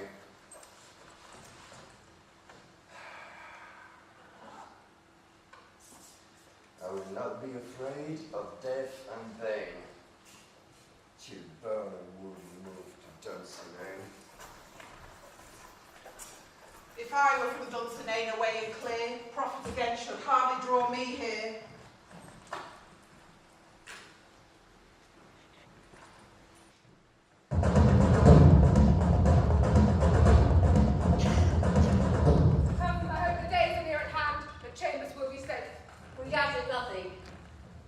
What wood is this before us? The wood of Merlin. Let every soldier hew him down a bough and bear it before him. Thereby shall we shadow the number of our host and make discovery ere in report of us. Shall we done? We learn no other, but the confident tyrant keeps still in Dunsinane, and will endure our setting down before it. 'Tis his main hope, for where there is advantage to be given, both more or less is given in the revolt, and none serving with constrained things whose hearts are absent too. Let our just censures attend the true event, and put we on industrious soldiership. The time approaches that will with due decision make us know what we shall say we have and what we owe. Thoughts speculative of unsure hopes reel it, but certain issue strokes must arbitrate. Towards which advance the war!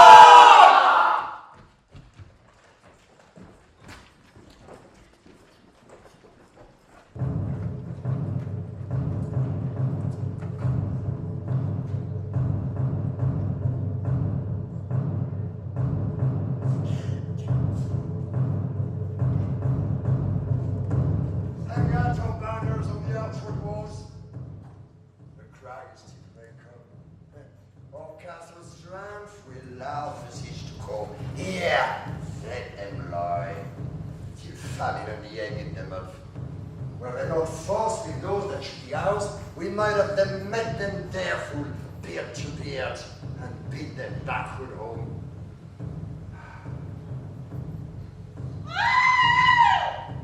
What is that noise?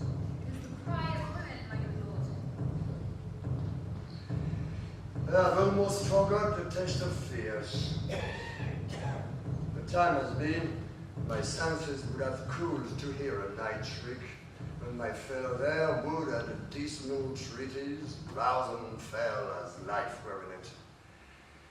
Oh, I have supped full with horrors.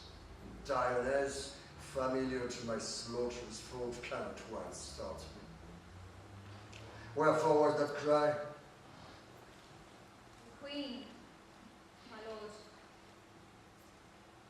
is dead.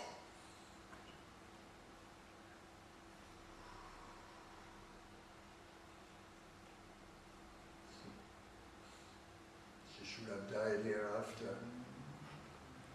There would have been a time for such a world.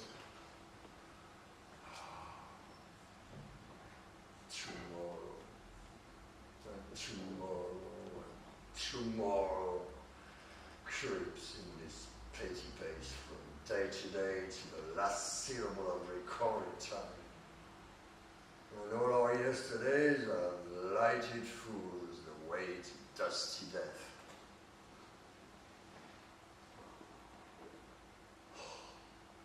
Out, brief candle. Life's but a walking shadow. A poor player that frets and struts his hour upon the stage and then is heard no more. It is a territory by nature full of sound and fury, signifying nothing.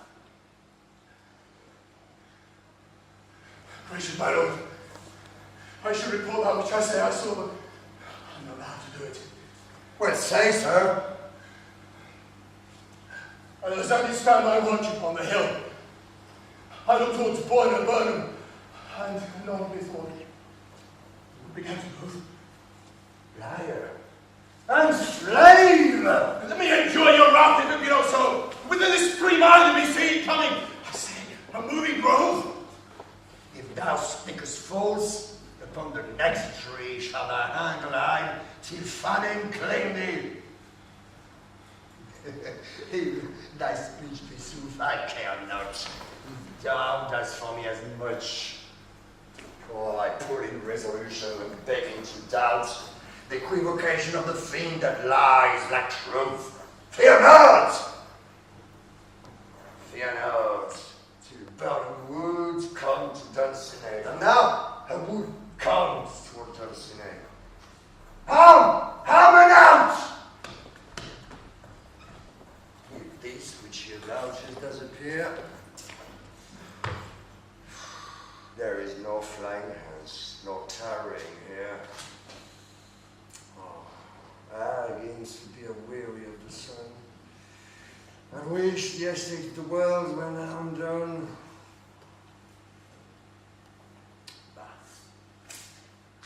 Ring the alarm bell! Blow winds, come rack. At least we'll die with harness on our back.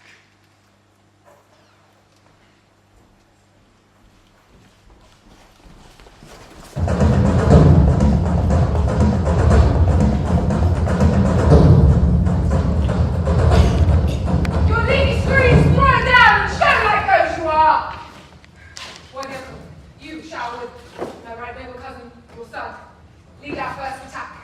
Worthy Macduff and we shall do what remains to be done according to our order. Let all our trumpets speak. Give them all breath, as clamorous harbingers of blood and death.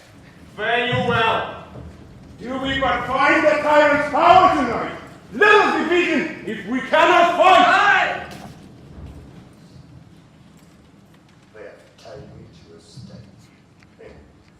I can fly, but bare I can must fight the course. What city there was no born of woman? Such a one am I to fear unknown. What is thy name? Thou be afraid to hear it. No. Though thou callest thyself a hotter name than any is in hell. My name is Macbeth. The devil himself cannot pronounce a title more hateful to mine ear. No more fearful. Thou liest, a bored tyrant. With my sword, I'll prove the lie thou speakest. Ah! Ah! Ah!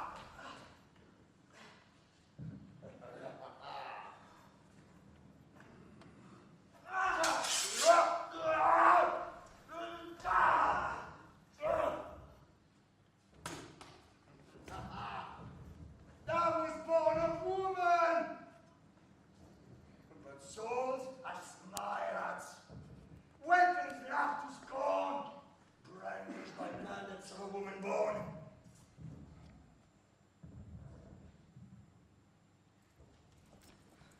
This way, my lord! The castle's gently rendered, the tyrant men on both sides do fight, the noble thanes do bravely in the war, the tale most professes yours, and little is to do. We have met with foes that strike beside us. Enter, sir, the castle!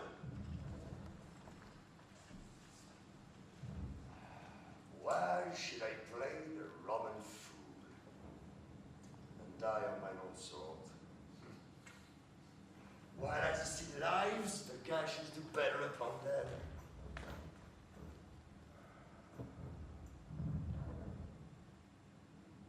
Tyrant! Show thy face.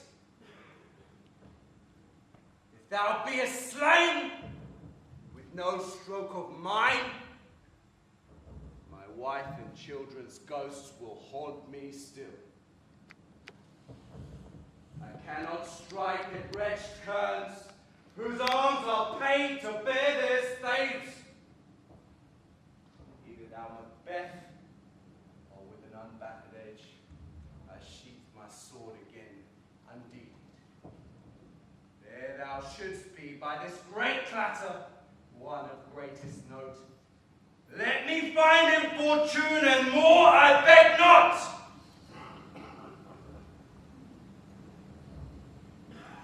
Of all manners, I have avoided thee. Get thee back. Die. My soul is too much charged with blood of thine already. I have no words. My voice is in my soul.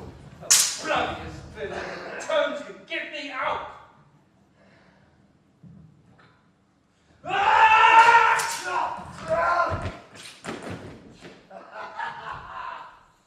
Thou losest flavor. As easy mayst thou thee entrench there, with your keen sword impressed and make me bleed. Let fall thy blade on vulnerable crests. I bear a charmed life, which must not yield to one of woman's born. Spare thy charm, and let the angel that thou still hast served inform thee that Macduff was from his mother's womb untimely ripped. My cursed be the tongue that tells me so. For in that cow that bear part of man, and these jerking things no more believe, that torture with us in a double sense, and keep the word of promise to our ear and praise to our heart. I will fight with thee.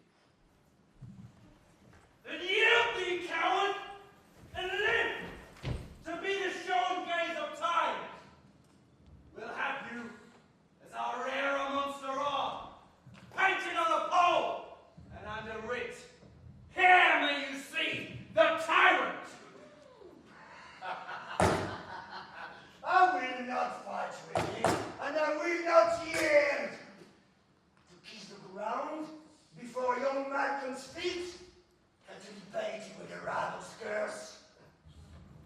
Though God would be come to Dunsinane, and thou opposed being of no woman born, yet I will try the last. Before my body, I throw my warlike shield. Leon Macduff! And damn be him that first cries, hold! Enough!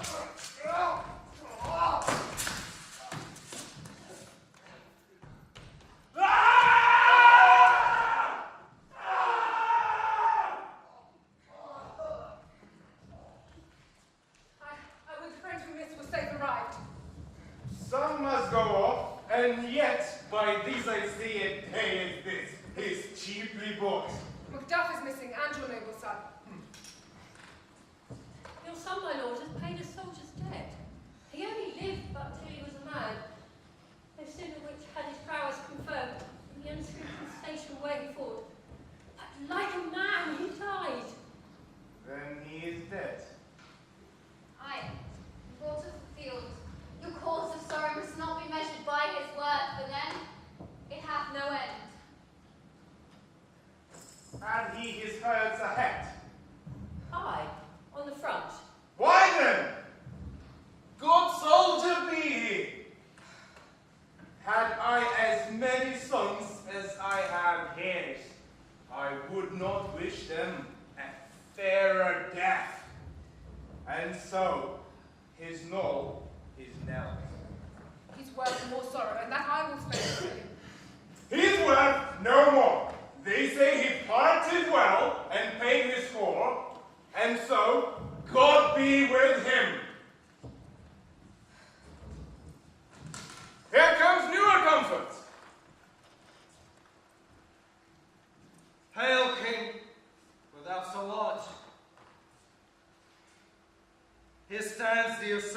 cursed head. Time is free. I see thee compassed with thy kingdom's pearl, who speak their salutations in their minds, whose voices I desire aloud with mine. Hail, King of Scotland! Hail, King of Scotland! We shall not spend a large expense of time before we reckon with your several loves and make us even with you. Rise, rise. Oh, my veins. Oh, my kinsmen.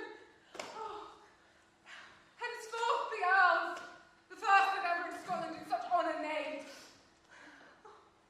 What's more to do which would be newly planted with the time, is calling home our exiled friends abroad, who fled the snares of watchful tyranny, producing forth the cruel ministers of this dead butcher, and his fiend-like queen who, as 'tis thought, by self and violent hands took off her life.